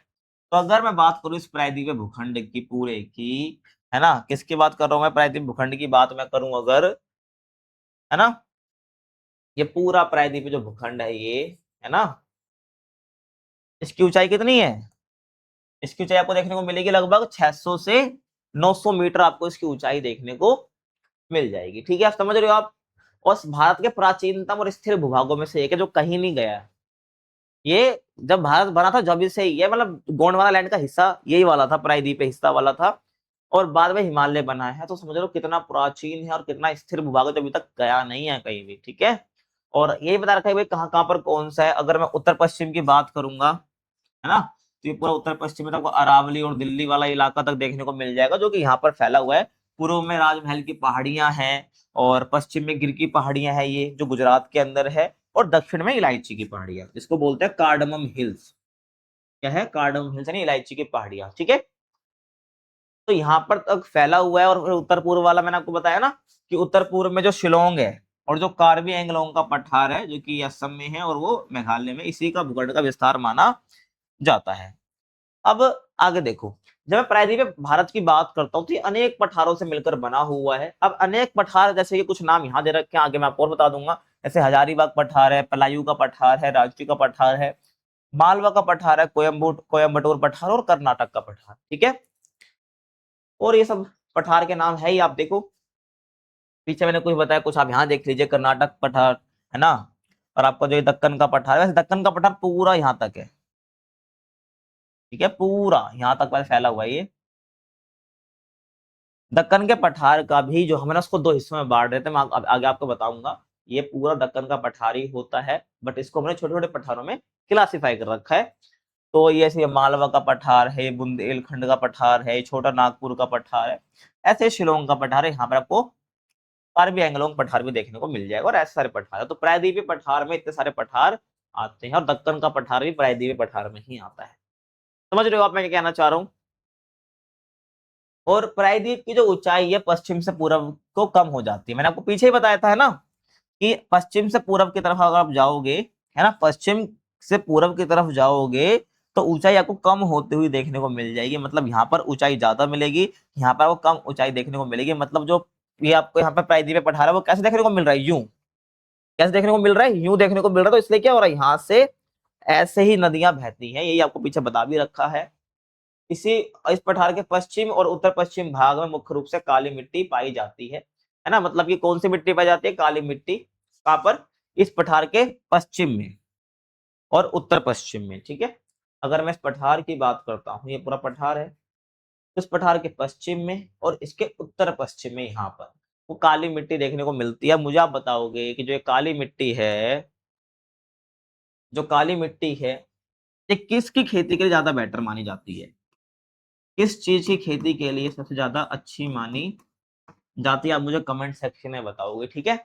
अब आगे मैं बात करता हूँ, इसके जैसा रीजन क्या होता है कि जो नदियां हैं, ऊंचाई ऊंचाई भाई पश्चिम में ज्यादा ऊंचा है और पूर्व में थोड़ा कम है, ऊंचाई ऐसे कम होते जा रही है पूर्व की साइड जैसे जाएगा, तो इस वजह से जितनी भी अधिकतर नदियां हैं वो पश्चिम से पूर्व की तरफ ही जाती है और अपना बंगाल की खाड़ी में जल विसर्जित कर देती हैं। अब जो प्रायद्वीपीय पठार है उसको मैं तीन हिस्सों में बांट सकता हूँ। दक्कन का पठार, मध्य उच्च भूमि जिसको हम सेंट्रल हाईलैंड भी बोलते हैं, और उत्तर पूर्वी पठार। ध्यान से समझना भाई, मैंने बोला प्रायद्वीपीय पठार है, उसके भी आगे हिस्से हैं। पहले हम बात करते हैं दक्कन के पठार की। देखो, जब मैं दक्कन के पठार की बात करता हूं तो ये भारत का एक बड़ा और महत्वपूर्ण हिस्सा ये माना जाता है।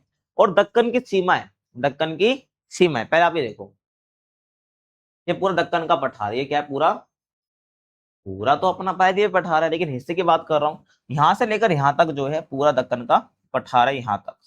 ठीक है, दक्कन प्लेट्यू से बोलते हैं। अब सुनो इसकी सीमाओं की। तो पश्चिम में तो भाई पश्चिमी घाट है, पश्चिम में क्या है, पश्चिम में तो क्या है, पश्चिमी घाट है। पूर्व में क्या है भाई, ईस्टर्न घाट यानी कि अपना पूर्वी घाट है। और उत्तर की बात करता हूं, उत्तर मतलब कहां पर, यहाँ उत्तर में, यहाँ पर सीमा की किससे लगती है भाई, सतपुड़ा, मैकाल और महादेव की पहाड़ियों से लगती है, जो कि आपके एनसीईआरटी में एक दे रखा है, तो वहां पे आप देख सकते हो, है ना भाई। ये सतपुड़ा श्रेणी है, मैकाल श्रेणी है, और आपकी एक और कौन सी रह गई, महादेव की पहाड़ियां। ठीक है, और महादेव की पहाड़ी जो कि आपको उत्तर में ही देखने को मिल जाएगी। ठीक है, सतपुड़ा हो गई ये, और आपकी ये महादेव पहाड़ियां और मैकाल, ये क्या बनाती हैं, ये पूरी इसकी उत्तरी सीमा बनाती हैं, और पूरा नीचे तक जो है आपका दक्कन का पठार है। तो ये वाला पूरा हिस्सा दक्कन का पठार है। समझ आया आपको। अब देखो भाई, ध्यान से समझना मेरी बात। ये तो हो गया भाई दक्कन के पठार के बारे में। दक्कन के पठार के भी दो हिस्से होते हैं, एक मध्य उच्च भूमि, जो आपको आगे हर टॉपिक भी, जिसको प्रायद्वीपीय पठार का जो दूसरा हिस्सा है, वही दूसरा हिस्सा कहाँ से बना, दक्कन के पठार से ही बना है। आगे अभी पश्चिमी घाट की मैं बात कर लेता हूँ, वेस्टर्न घाट। तो पश्चिमी घाट क्या है, ये हमारा पश्चिमी घाट है, ये जो देख रहे हो आप। घाट और तट में अंतर होता है, पश्चिमी तट भी पढ़ना है हमको, लेकिन मैं पश्चिमी घाट की बात कर रहा हूँ। तो ये क्या है, ये पूरा पश्चिमी घाट है। ठीक है, तो प्रायद्वीपीय पठार की सबसे ऊंची चोटी क्या है, अनाई मुड्डी है। ठीक है, अब देखो अनाई मुड्डी अगर मैं दिखाना चाहूं तो कहाँ है, ये रही अनाई मुड्डी। क्योंकि पश्चिमी घाट पर क्या है, बहुत सारी पहाड़ियां हैं।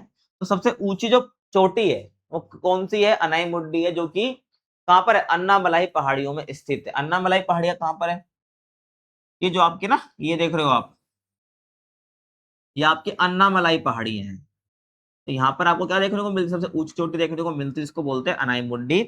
अब इससे पहले एक और चीज समझो आप, जो पश्चिमी घाट है ये पूर्वी घाट से ऊंचे। अभी तो मैंने बताया कि भाई पश्चिमी साइड से थोड़ा ऊंचाई देखने को मिलती है, और पूर्वी साइड जैसे जाओगे तो वहां पर ऊंचाई कम होते हुए देखने को मिलती है। तो ये जो पूर्वी घाट से ऊंचे हैं और लगातार हैं, ये समझना बहुत जरूरी है आपके लिए, कि जो पश्चिमी घाट है ना, यहाँ पर ये लगातार है, मतलब इनकी पहाड़ियों में गैप नहीं है। इनके जो पहाड़ियां यहाँ पर वो लगातार हैं, उनमें ऐसे गैप नहीं है, मतलब कि यहाँ एक पहाड़ियां है फिर यहाँ से पहाड़ी स्टार्ट हो रही है, बीच में ऐसा गैप है। तो ऐसा गैप हमको देखने को नहीं मिलता है पश्चिमी घाट में, ये अविरत है, मतलब लगातार है। और इनकी औसत ऊंचाई लगभग 1500 मीटर है। इनकी पश्चिमी घाट की जितनी पहाड़ियां हैं, पश्चिमी घाट की बात कर लो, जो कि उत्तर से दक्षिण की तरफ बढ़ती चली जाती है। तो जैसे आप उत्तर से दक्षिण में जाओगे तो इनकी ऊंचाई बढ़ने लग जाती है, जैसे कि यहाँ से शुरू होता है पश्चिमी घाट पूरा। ठीक है, तो यहाँ से जैसे जब जाओगे उत्तर से दक्षिण में, आप देखो ये यहाँ पर कितनी ऊंचाई है, यहाँ पर कितनी ऊंचाई है, यहाँ पर कितनी ज्यादा ऊंचाई हो गई, है ना। तो यहाँ पर कितनी ऊंचाई होगी, फिर यहाँ पर कितनी बढ़ गई। तो ऐसे जैसे देख रहे हो, जैसे आप उत्तर से दक्षिण में जाओगे तो इन यहाँ पर जितने पर्वत या पहाड़ियां कह लो, उनकी ऊंचाई बहुत ज्यादा है, ध्यान रखना, और उत्तर से दक्षिण की तरफ बढ़ते चले जाती है। समझ आया। और मैंने बताया अनाई मुड्डी जो कि 2695 मीटर है, ये सबसे ऊंची चोटी जो कि अन्नामलाई पहाड़ियों में स्थित है। और दूसरी सबसे ऊंची चोटी की बात करो, जो कि क्या है, अपनी डोडा बेटा है, और ये नीलगिरी पहाड़ियों का हिस्सा है। अभी आगे भी दिखाऊंगा अच्छे से आपको। देखो, ये डोडा बेटा है यहाँ पर, है ना। ये कौन सी पहाड़ियां हैं, ये नीलगिरी पहाड़ियां। ये कौन सी पहाड़ियां, नीलगिरी पहाड़ियां हैं, ये यहाँ पर तो आपको देखने को मिल रही यहाँ पर। तो यहाँ पर जो डोडा बेटा है, ये दूसरी सबसे ऊंची चोटी जो कि कहा है, नीलगिरी पहाड़ियों में है ना। आप यहाँ भी देख सकते हो, ये क्या है अपनी, ये अन्नाई मुड्डी है, और यहाँ पर ये डोडा बेटा जो कि 2637 मीटर की है। ठीक है, समझ रहे हो आप। ये ध्यान आपको रखना है, अपने वेस्टर्न घाट है, मतलब वही पश्चिमी घाट है। अब मैं बात करता हूँ पूर्वी घाट की। तो जैसे मैंने बताया कि जो पश्चिमी घाट है वो लगातार है, उनके बीच में गैप नहीं है, लेकिन पूर्वी घाट में बहुत गैप है, ये लगातार नहीं है। कहने का मतलब ये है कि यहाँ से ऐसे पहाड़ियां चल रही हैं, फिर यहाँ पे बहुत बड़ा गैप आ गया, फिर यहाँ से पहाड़ियां चल रही, फिर गैप आ गया, फिर पहाड़ियां हैं। तो मतलब इन पूर्वी घाट में गैप है, पूर्वी घाट में क्या है, गैप है। इसका रीजन पता है क्या है? महानदी, गोदावरी, कृष्णा और जो कावेरी नदी है, दक्षिण भारत की बड़ी नदियों में आती है सारी। इन्होंने क्या करा, इन पूर्वी घाटों को जगह जगह पर काट दिया। क्यों काट दिया? इसलिए काट दिया क्योंकि क्या करती हैं ये, क्योंकि भाई कैसे चलती हैं ये पश्चिम से पूरब की तरफ चलती हैं। ये पश्चिम से पूरब की तरफ जब चलेंगी तो यहाँ पर डेल्टा भी बनाती है, डेल्टा बनाएंगी, और यहाँ पर क्या कर रही है, इन पहाड़ियों को लगातार काटते जा रही है। यहाँ पर जो पहाड़ियां हैं उनको लगातार काटते जा रही है, और जब पहाड़ियों को काटेंगे तो इनके बीच में गैप बन जाएगा। आप खुद सोचो कि यहाँ पर जो है, ये मान लो कि ये लगातार है ना, ये लगातार है। यहाँ से कोई नदी लगातार बहती जाती है, नदी यहाँ से लगातार बह रही है, एक टाइम ऐसा आएगा कि धीरे धीरे कट जाएगी, ये जो हिस्सा है पूरा साफ हो जाएगा, और यहाँ पर डेल्टा, डेल्टा तो बनाती थी, तो ये अलग हो जाएगा और यहाँ पर डेल्टा बनेगा और ये पूरा अलग हो जाएगा, और यहाँ पर गैप हो जाएगा, यहाँ से नदी का पानी इजीली आसानी से जाने लग जाएगा। समझ रहे हो मैं क्या कह रहा हूँ? तो ऐसे गैप बन गए इनके बीच में, क्या बन गए हैं, गैप बन गया। आप देख भी सकते हो, ये आप देख सकते हो, ये क्या है, ये लगातार दिख रहा है ना, ये वेस्टर्न घाट को ही दिखा रखा है। लेकिन जब इधर देखते हो, देखो इधर गैप है, इधर गैप है, इधर गैप है, इधर गैप है। इसका रीजन क्या है, जो ये बड़ी नदियां हैं, इनको जगह जगह से काट देती है, क्योंकि नदी आपको पता है वो पत्थर को भी काट देती है। तो ये पत्थर ही तो एक तरह से ध्यान रखना है। और मुख्य श्रेणियों की बात करो जो आपको पूर्वी घाट में देखने को मिलती है, वो जावादी है, पालाकोंडा श्रेणी है, नल्ला मल्ला पहाड़ियां और महेंद्रगिरी पहाड़ियां। महेंद्रगिरी ओडिशा में, आपको मैंने पहले ही बता दिया था, गजपति जिले में है ना। ऐसे कुछ मैं आपको दिखाना चाहूं तो आप ये देखिए कि अपना ये पालाकोंडा श्रेणी है ना, ऐसे ये नल्ला मल्ला हिल्स हैं ये, है ना। ऐसे ये वेनाकोंडा हिल्स हैं, पालाकोंडा हिल्स है, नगरी हिल्स है, जावेरी हिल्स है। ये सब जो है आपको यहाँ पे दे रखी है, सब आपको कहाँ देखने को मिलती है, पूर्वी घाट में आपको देखने को मिलती है। और एक जो सबसे इंपॉर्टेंट क्वेश्चन आपके एग्जाम में आता है वो ये आता है कि जो पश्चिमी घाट है और जो पूर्वी घाट है वो कहाँ पर मिलते हैं। तो ध्यान रखना है, ये कहाँ मिलते हैं, नीलगिरी पहाड़ियों में आपस में मिलते हैं। कहाँ मिलते हैं, नीलगिरी पहाड़ियों में। नीलगिरी पहाड़ी वही है जहां पर डोडा बेटा एक चोटी, जो दूसरी सबसे बड़ी चोटी है। ये देखो, ये पश्चिमी घाट और ये पूर्वी घाट है। तो यहाँ पर जो ये मिल रहे हैं ना, ये क्या है, नीलगिरी पहाड़ियां हैं। क्या है, ये नीलगिरी पहाड़ियां हैं। तो नीलगिरी पहाड़ियों में मिल रहे हैं, समझ रहे हो आप। बाकी ये आपका जो केरल है ना, यहाँ पर आपको क्या देखने को मिलती है, इलायची की पहाड़ियां देखने को मिलती है, बट इलायची की पहाड़ियों में नहीं मिलते हैं, ये नीलगिरी पहाड़ियों में आपस में मिल रहे हैं, पश्चिमी घाट और पूर्वी घाट। अब आगे हम बात करते हैं मध्य उच्च भूमि की। जब मध्य उच्च भूमि की बात करते हैं तो मध्य उच्च भूमि दिखती कैसे, पहले आप ये देख लो, है ना, जब आपको ज्यादा समझ आएगा। ये पूरा दक्कन का पठार था, जो आपको पीछे बताया है ना, ये पूरा। लेकिन जब हम बात करते हैं मध्य उच्च भूमि, जिसको सेंट्रल हाईलैंड बोलते हैं, ये जो रीजन है पूरा, इसको बोलते हैं मध्य उच्च भूमि। तो इसी की सीमा के बारे में हम बात कर रहे हैं। देखो, अगर मैं पश्चिम की बात करता हूं तो अरावली पर्वत है, पश्चिम में क्या है, ये पूरा सेंट्रल आइलैंड है, ठीक है ना। तो पश्चिम में क्या है भाई, अरावली पर्वत है, समझना ध्यान से, किसके, मध्य उच्च भूमि के।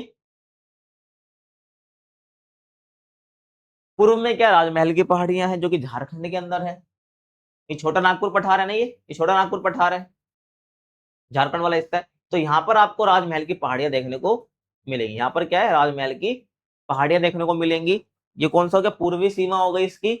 और दक्षिण में सतपुड़ा पर्वत है, दक्षिण में क्या है, सतपुड़ा पर्वत आपको देखने को मिल जाएगी। देखो यहाँ से तो कट गई है, यहाँ आप देखो ये क्या, सतपुड़ा पर्वत है, जो कि यही है, ये क्या है, सतपुड़ा पर्वत है, ठीक है।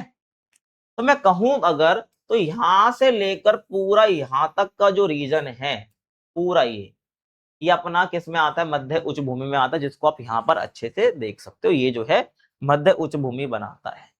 बाकी पूरे को अगर मैं मिला दूं तो ये दक्कन का पठार बन जाता है। बाकी ये मध्य उच्च भूमि है, जो कि दूसरा विभाजन है किसका, प्रायद्वीपीय पठार का। समझ रहे हो आप। और समुद्र तल से मध्य उच्च भूभाग की जो ऊंचाई है वो 700 से 1000 मीटर के बीच। अगर मैं इस मध्य उच्च भूमि की बात करता हूं तो ऊंचाई कितनी है इसकी, 700 से 1000 मीटर के बीच इसकी ऊंचाई है। और उत्तर पूर्व दिशा में इसकी ऊंचाई कम होते चले जाती है। जो अपना ये मध्य उच्च भूमि है, अगर आप क्या करोगे, उत्तर में जाओगे या उत्तर पूर्व दिशा में जाओगे, इसके है ना, इसकी ऊंचाई कम होते चले जाती है। इसका पीछे का भी एक रीजन है, आप मेरी बात को ध्यान से सुनना, समझ जाओगे आप। मैंने आपको बताया कि जो इंडियन प्लेट है वो यूरेशियन प्लेट से टकराई थी, है ना। आप मान लो कि यूरेशियन प्लेट है और यहां से जो है ये इंडियन प्लेट आ रही है ना, इंडियन प्लेट आ रही है। तो ये क्या हो गया भाई, जो ये इंडियन प्लेट आ रही थी यूरेशियन प्लेट में जाकर धस जाती है और यहाँ पर अपने हिमालय बन जाते हैं। तो जब ये धसेगी तो सीधी सी बात, जो चीज धस रही है वो नीचे जाएगी। धसने का मतलब क्या, वो नीचे चले गई तो उसका पीछे वाला हिस्सा थोड़ा ऊंचा होगा। ध्यान समझ, देखो ये चीज है, अगर मैं इसमें मिला रहा हूँ, ये मान लो यूरेशियन प्लेट है, ये क्या है, मेरी इंडियन प्लेट है। तो जब मैं इसको मिला रहा हूँ तो ये नीचे जाके धस गई ऐसे, तो ये थोड़ा हाइट ऊपर रहेगी। क्या रहेगा, जो ये मेरा प्रायद्वीप वाला हिस्सा है, जो मैं ये वाला हाथ दिखा रहा हूँ आपको, ये थोड़ा ऊंचा है। तो यही बोला गया कि भाई दक्षिण में तो ऊंचा है, लेकिन जैसे उत्तर में जाओगे या उत्तर पूर्वी दिशा में जाओगे तो हमें क्या देखने को मिलेगी, उसकी ऊंचाई थोड़ी कम देखने को मिलेगी। इसका रीजन यही कि यूरेशियन प्लेट से टकराई थी, है ना।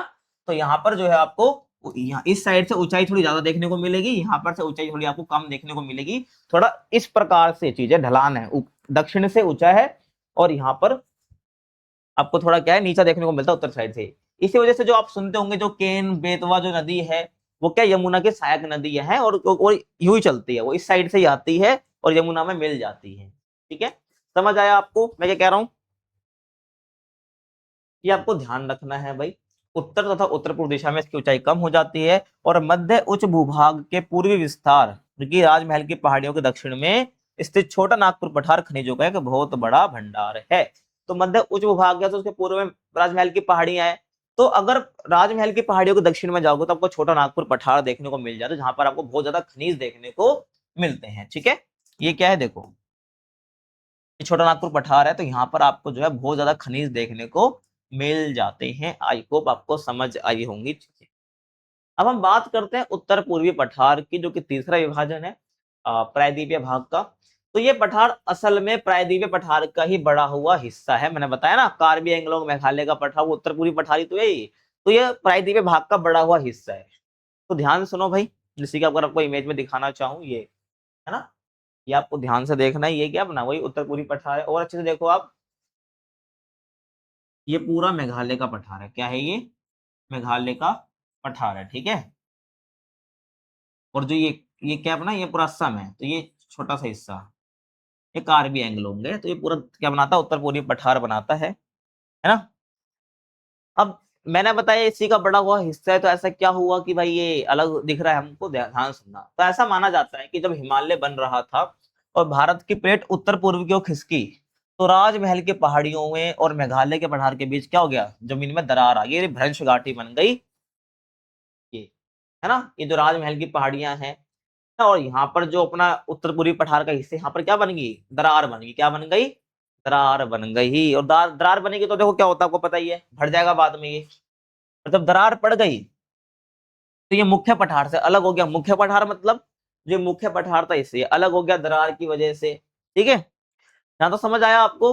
अब आगे देखो, और बाद में नदियों ने इस दरार को मिट्टी से भर दिया, है ना। जो ये दरार पड़ी थी, ये दरार पड़ी थी, यहाँ पर जो रिवर आती गंगा है ना, ब्रह्मपुत्र यहाँ पर आती है, तो इन्होंने क्या करा, इस दरार को भर दिया।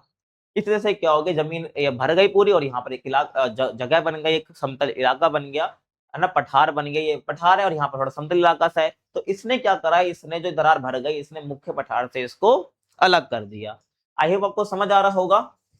और इसी कारण जो है आज आप मेघालय का पठार देखते हो, जो कार्बी एंग्लोंग का पठार देखते हो, ये मुख्य प्रायद्वीपीय पठार से आपको अलग देखने को मिलता है। ठीक है, समझ रहे हो आप। अब मेघालय की पठार की बात करूं मैं, तो इसे यहाँ पर रहने वाली जनजातियों के नाम पर रखा गया और तीन हिस्सों में बांटते हैं। तो मेघालय में जो तीन जो है जनजातियां देखने को मिलती है, गारो जनतियां, खासी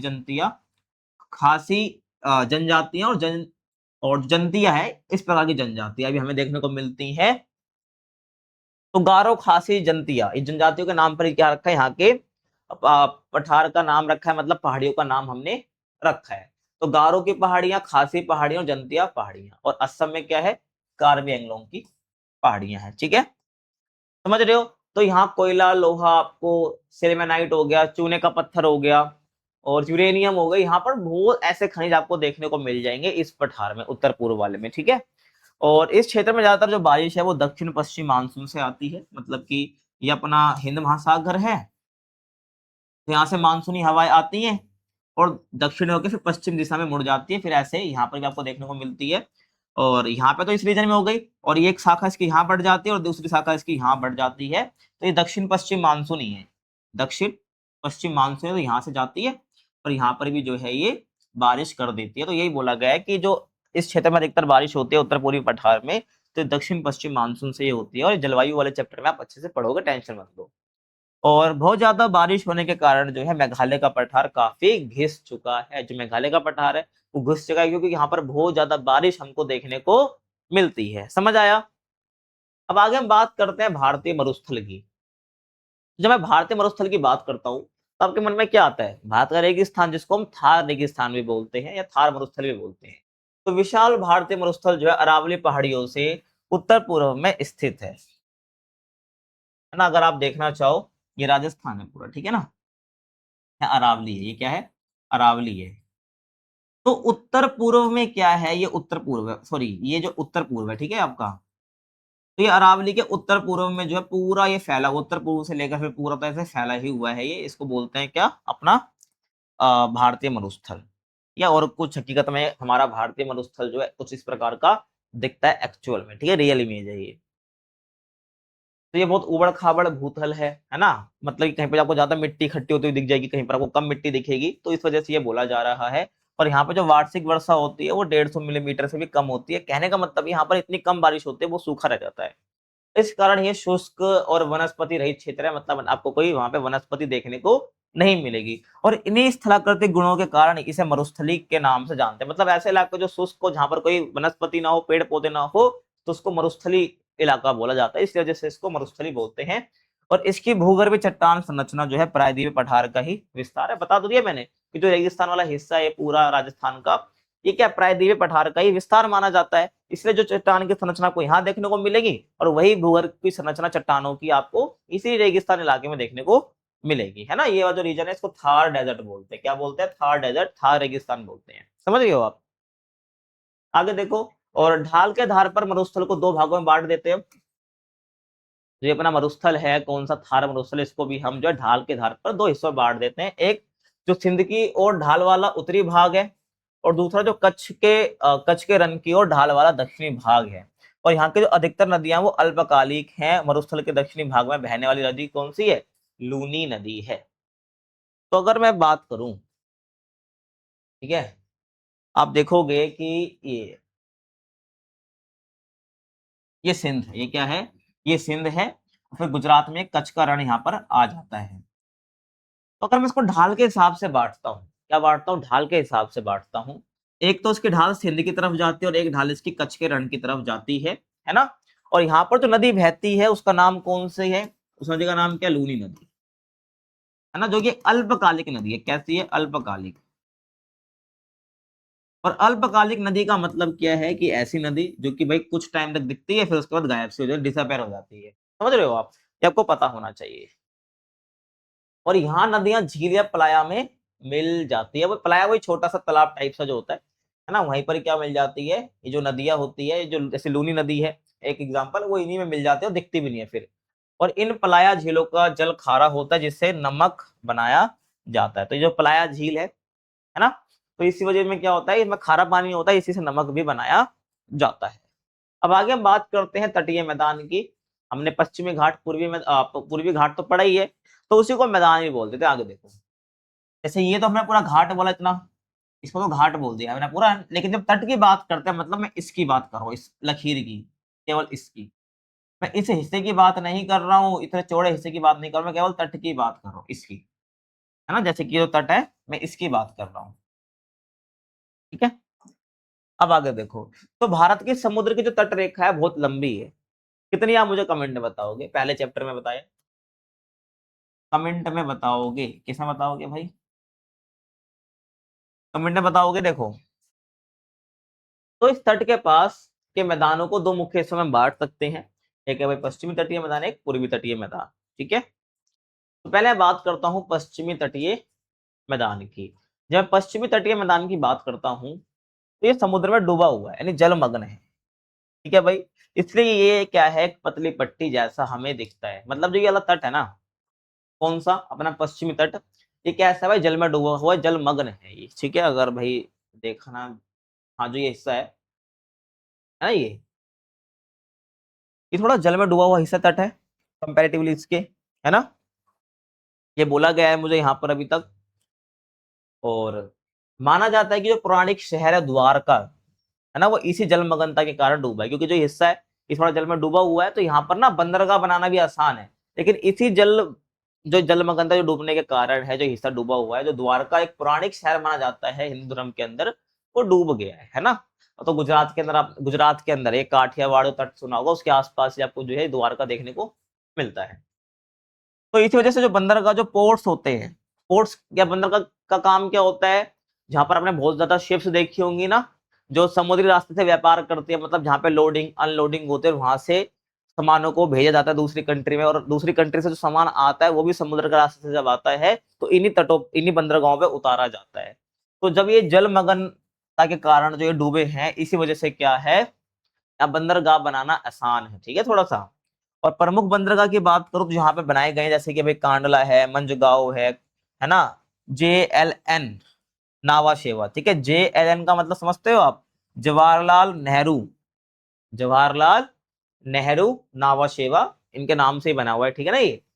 और मरमा गांव, मंगलोर, कोचिन, ये अलग अलग राज्यों में, जैसे कांडला गुजरात के अंदर है, कोचिन अपना केरल के अंदर है, और मंगलोर अपना कर्नाटक साइड में है, बर्मा गांव अपना गोवा में है। तो ऐसा आपको पता होना चाहिए, 12th में पढ़ोगे, टेंशन मत लो। ये जो बंदरगाह जो कि हमें पश्चिमी तट पर देखने को मिलते हैं। और विस्तार की बात करूं, या इस पश्चिमी तट के कुछ हिस्से भी होते हैं जिनको अलग अलग नाम से हम जानते हैं, है ना। जैसे कि देखो, ये उत्तर में गुजरात तट से दक्षिण में केरल तट तक फैला हुआ है। अगर मैं पश्चिमी तट की बात करता हूँ तो ये गुजरात का तट है, यहाँ से लेकर दक्षिण में यहाँ तक फैला हुआ है, मालाबार तट तक। ठीक है, तो इसी आधार पर इसके अलग अलग नाम है, मैं आपको बताते हुए चलूंगा, ध्यान से देखना बस आप। तो गुजरात का कच्छ और काठियावाड़ तट, ये पहला भाग है। तो ये कच्छ है और ये पूरा अपना काठियावाड़ वाला हिस्सा है। तो यहां से लेकर यहां तक क्या बोलते हैं, काठियावाड़ तटीय मैदान बोलते हैं। उसके ये पूरा कहां तक चलता है, अपना महाराष्ट्र के पॉइंट तक चलता है, जहां से महाराष्ट्र स्टार्ट होता है। फिर महाराष्ट्र स्टार्ट होगा, फिर अपना कहां तक जाएगा ये, लगभग अपना ये आप कह सकते हो कर्नाटक तक चले जाता है ना। तो कर्नाटक तक जाएगा, फिर अपना इसको क्या बोलते हैं, कोंकण तट बोलते हैं। सबका महाराष्ट्र है, गोवा शामिल है, कर्नाटक भी शामिल है, आप कह सकते हो, है ना। कर्नाटक का कौन सा हिस्सा शामिल है, बस टॉप तक का, वहां तक शामिल है। जैसे मान लो ये है जो अपना महाराष्ट्र, और यहाँ पे गोवा, पूरा गोवा जाएगा, फिर यहाँ से अपना कर्नाटक शुरू हो जाता है। ये ध्यान रखना है आपको। फिर आता है मालाबार तट, जिसमें कर्नाटक और केरल शामिल है, यानी कि ये, तो ये अपना ये क्या है, ये है अपना मालाबार तट, यहाँ पर अपना कर्नाटक है, फिर यहाँ पर अपना केरल शुरू हो जाता है।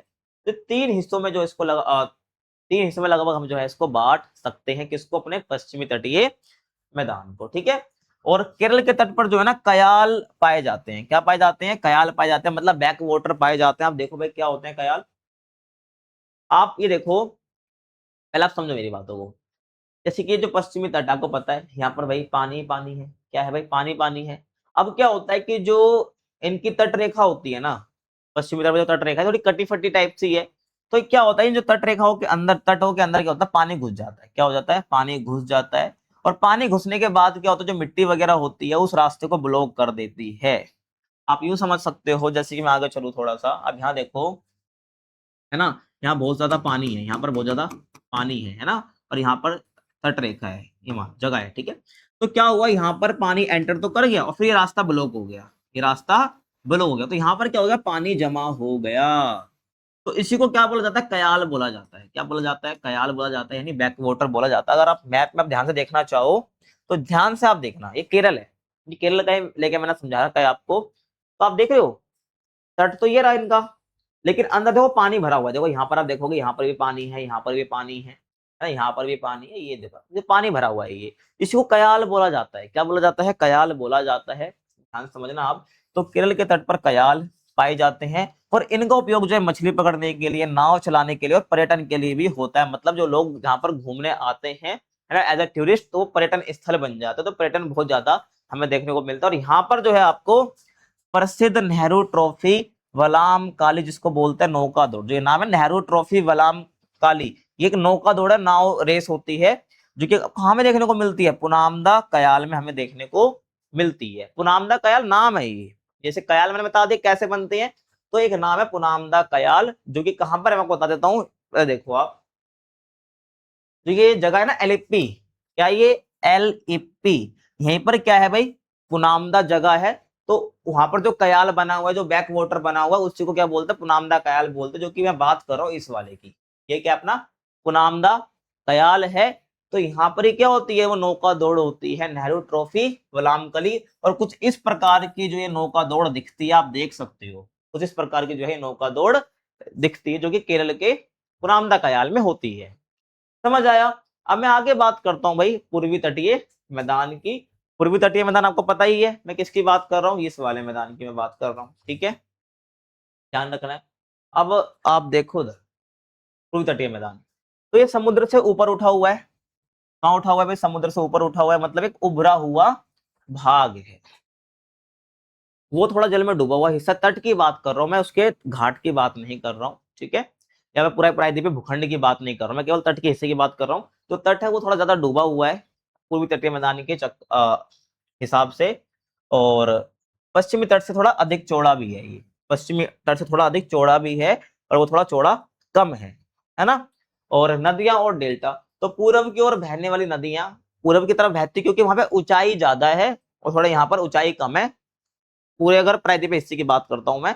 और बाकी तो यहाँ पर इस तरह से क्या होता है, पूर्व की तरफ बहने वाली जो नदियां हैं, जैसे कि महानदी, गोदावरी, कृष्णा, कावेरी, ये क्या करते हैं, यहाँ पर समुद्र से मिलने से पहले बड़े बड़े डेल्टा बना देती है। इस वजह से यहाँ पर जो गाद मिट्टी इकट्ठी हो जाती है, और पश्चिमी घाट में ऐसी कोई इतनी बड़ी मिट्टी गाद इकट्ठा नहीं होती, डेल्टा नहीं बनते हैं, लेकिन यहाँ पर डेल्टा बन जाते हैं। इस वजह से क्या है, यहाँ पर बंदरगाह बनाना भी मुश्किल हो जाता है। एक तो भाई उभरा हुआ तट है, तट क्या है, उभरा हुआ है, आप इसमें कंफ्यूज मत होना। देखो ये क्या है, ये अपना पूरा हिस्सा है ना महाद्वीप वाला, ये तट है, ये थोड़ा कम डूबा हुआ है, ये थोड़ा डूबा हुआ ज्यादा है। और नदी जब यहाँ से बह रही है तो यहाँ पे डेल्टा वगैरह बनाती है, और ये थोड़ा ज्यादा चौड़ा ज्यादा है, और चौड़ा होने की वजह से यहाँ पर बंदरगाह नहीं बन सकते, है ना। तो उभरा हुआ तट होने और महाद्वीपीय शेल्फ की चौड़ाई 500 किलोमीटर तक होने के कारण यहाँ बंदरगाहों का विकास मुश्किल है, और उनकी संख्या भी कम है।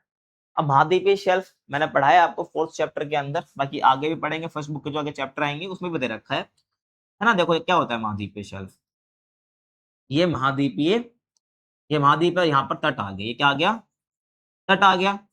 ये क्या है, ये महाद्वीपीय शेल्फ है। तो बोला, और यहाँ पे पानी स्टार्ट हो गया है। तो ये जो है ना महाद्वीपीय शेल्फ, इसकी जो चौड़ाई है लगभग कितनी, 500 किलोमीटर तक है। इसलिए यहाँ पे बंदरगाह बनाना बहुत मुश्किल है। और बंदरगाह ये नहीं कह रहा मैं नहीं है, यहाँ पर बंदरगाह है, लेकिन जितने डेवलप्ड बंदरगाह आपको पश्चिमी तट पर देखने को मिलेंगे, उतने डेवलप्ड आपको यहाँ पर देखने को नहीं मिलेंगे, ठीक है, ये ध्यान आपको रखना है यहाँ पर, ठीक है। और इसका भी नाम है, आप देख सकते हो।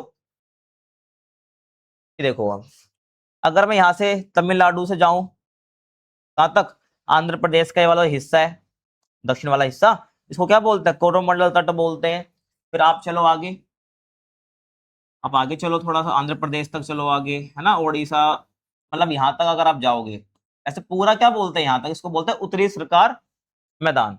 अगर आप पूरा आंध्र प्रदेश से लेकर उड़ीसा तक जाओगे, बट अगर आप थोड़ा सिर्फ उड़ीसा तक की बात करोगे, तो उसको बोलते हैं उत्कल तटीय मैदान, ठीक है, समझ रहे हो आप।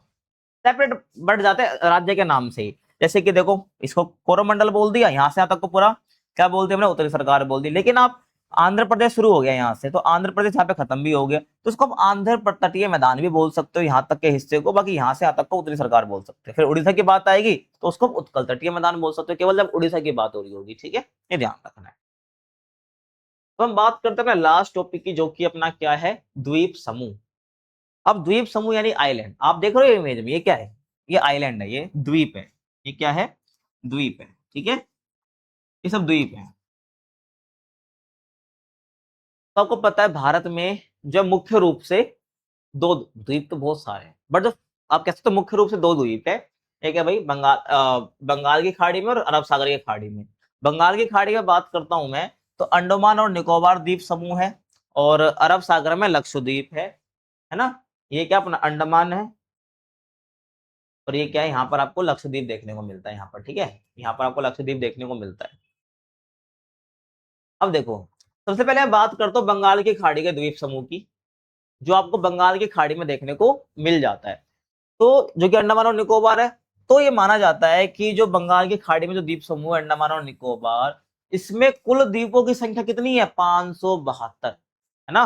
आप यूं कह लीजिए कि जो अंडमान और निकोबार है ग्रुप ऑफ आइलैंड्स है, ये क्या है, ग्रुप ऑफ आइलैंड्स है, जिसमें 572 द्वीप है। और जो यहाँ अंडमान निकोबार में लोग रहते हैं, जनजाति रहती है, बट पूरे 572 के 572 द्वीपों पे लोग नहीं रहते हैं, कुछ संख्या कम है, उसमें आपको लोग देखने को मिल जाएंगे। सबसे पहले जब मैं बात करता हूँ इस द्वीप की, तो इसकी स्थिति क्या है, या आप यूं कह लीजिए भौगोलिक स्थिति क्या है। तो ये 6 डिग्री उत्तर से लेकर 14 डिग्री उत्तर अक्षांश सब फैला हुआ है, और 92 डिग्री पूर्व से 94 डिग्री पूर्व के बीच देशांतर तक ये फैला हुआ है। और आपको देशांतर और अक्षांश रेखा पता ही है। अगर मैं बात करूं, देखो ये क्या होती है, लेटी लेटी रेखा कौन सी होती है, अक्षांश रेखा होती है, और ऐसे जो खड़ी रेखाएं होती है उनको देशांतर बोलते हैं। बस अब ऐसे से आप समझ जाओगे, है ना। अगर मैं बात करूं किसकी, ये देखो यहाँ पर अपना लगभग खत्म हो रहा है ये इधर, है ना, समझ रहे हैं आपको लगभग, ये तो अक्षांश रेखाएं हो गई। ये कहां पर आ रही है, लगभग जो देखो यहाँ पर, ये क्या है, यहाँ पर खत्म हो रहा है, तो ये 6 पर आ रही है, ठीक है, और यहाँ पर ये 14 पर इसकी रेखा आ रही है। तो यहाँ पर ये तो दे रखा था मुझे, देखो जो अक्षांश है वो 6 डिग्री उत्तर से लेकर 14 डिग्री उत्तरी अक्षांश तक इसका अक्षांशीय विस्तार है। और जब मैं बात करता हूँ किसके देशांतरी विस्तार की, मतलब ये वाला, ठीक है, और ये वाला विस्तार वो कितना है भाई, आप ऊपर देख सकते हो, अगर आपको दिख रहा हो, यहाँ अगर मैं लाइन मिलाऊं, तो ये 92 डिग्री तक जाता है, और ये अपना 94 डिग्री पूर्व, ये ठीक है।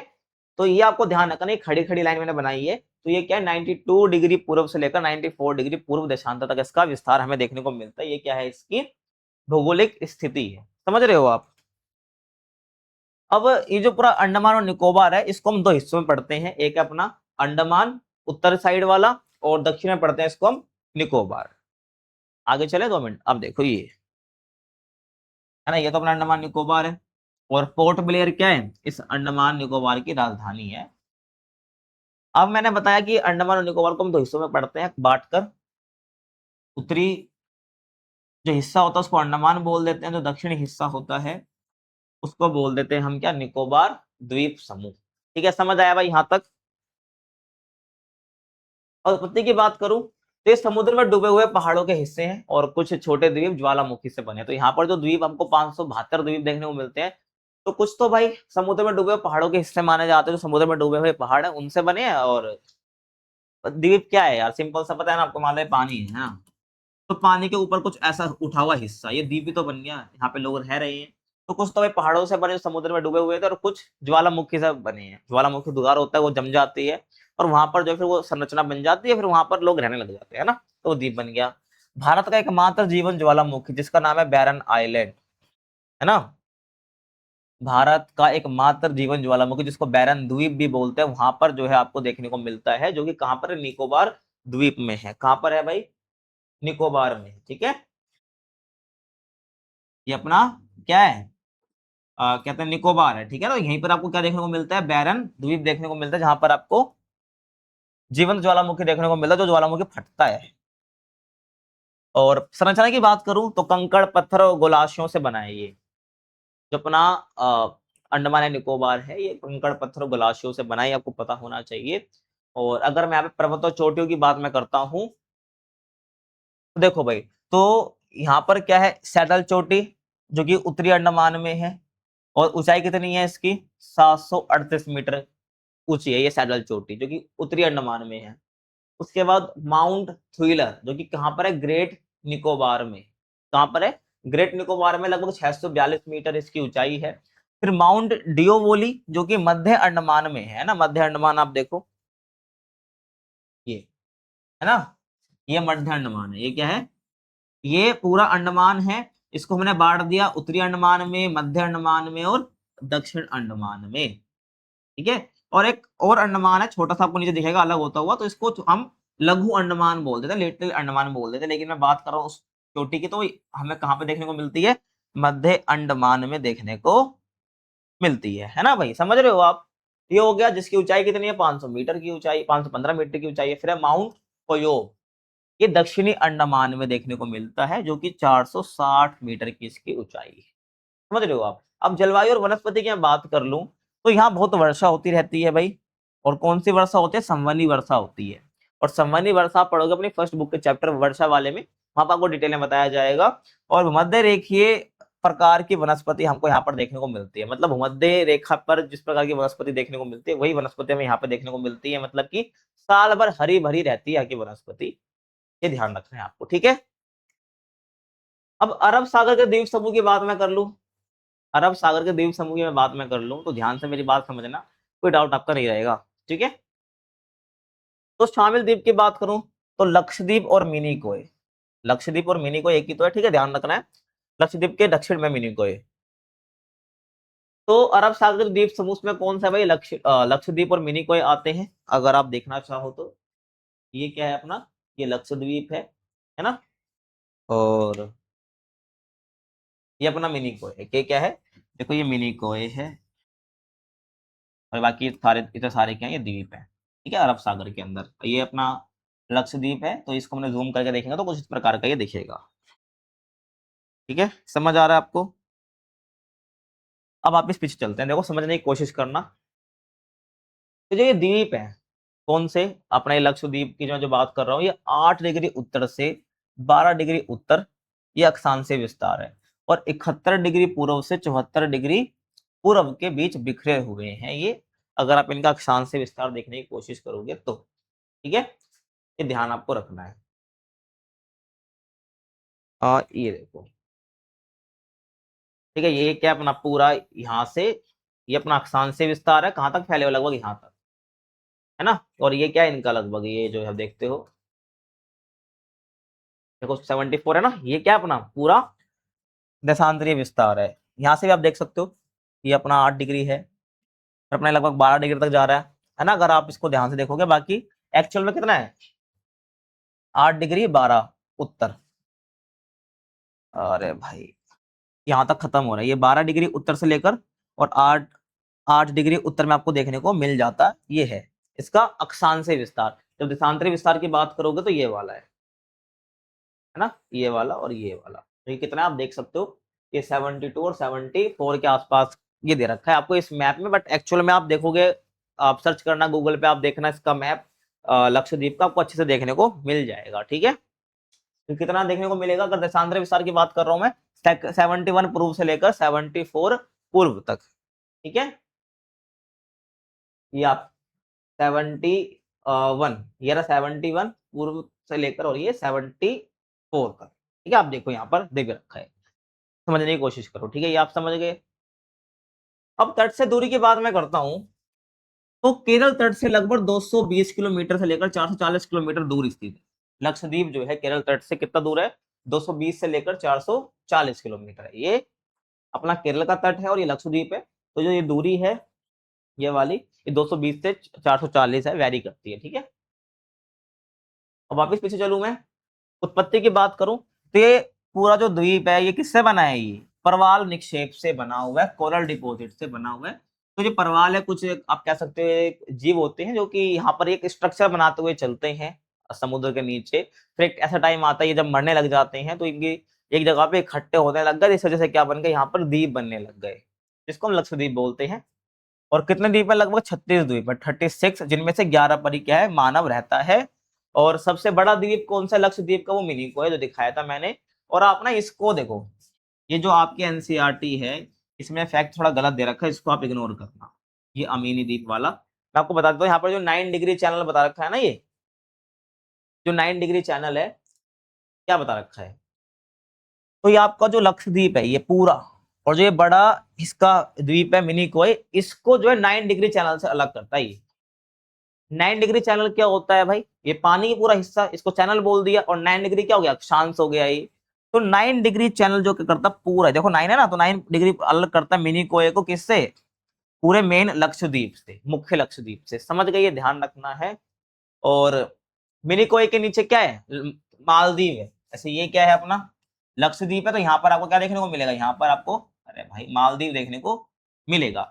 अब ये जो मालदीव है और जो ये लक्षद्वीप है, ये भी आपस में अलग होता है। अगर मैं यहाँ पर आपको दिखाना चाहूँ, मान लो यहाँ मिनिकोय, नीचे आपको मालदीव देखने को मिलेगा, तो इनके बीच में भी एक विभाजन है जिसको बोलते हैं 8 डिग्री चैनल। तो मालदीव और अपना जो लक्षद्वीप है, ये कितने चैनल से अलग होते हैं, 8 डिग्री से अलग होते हैं। एग्जाम में आ सकता है, ध्यान रखना। समझ आ गया भाई।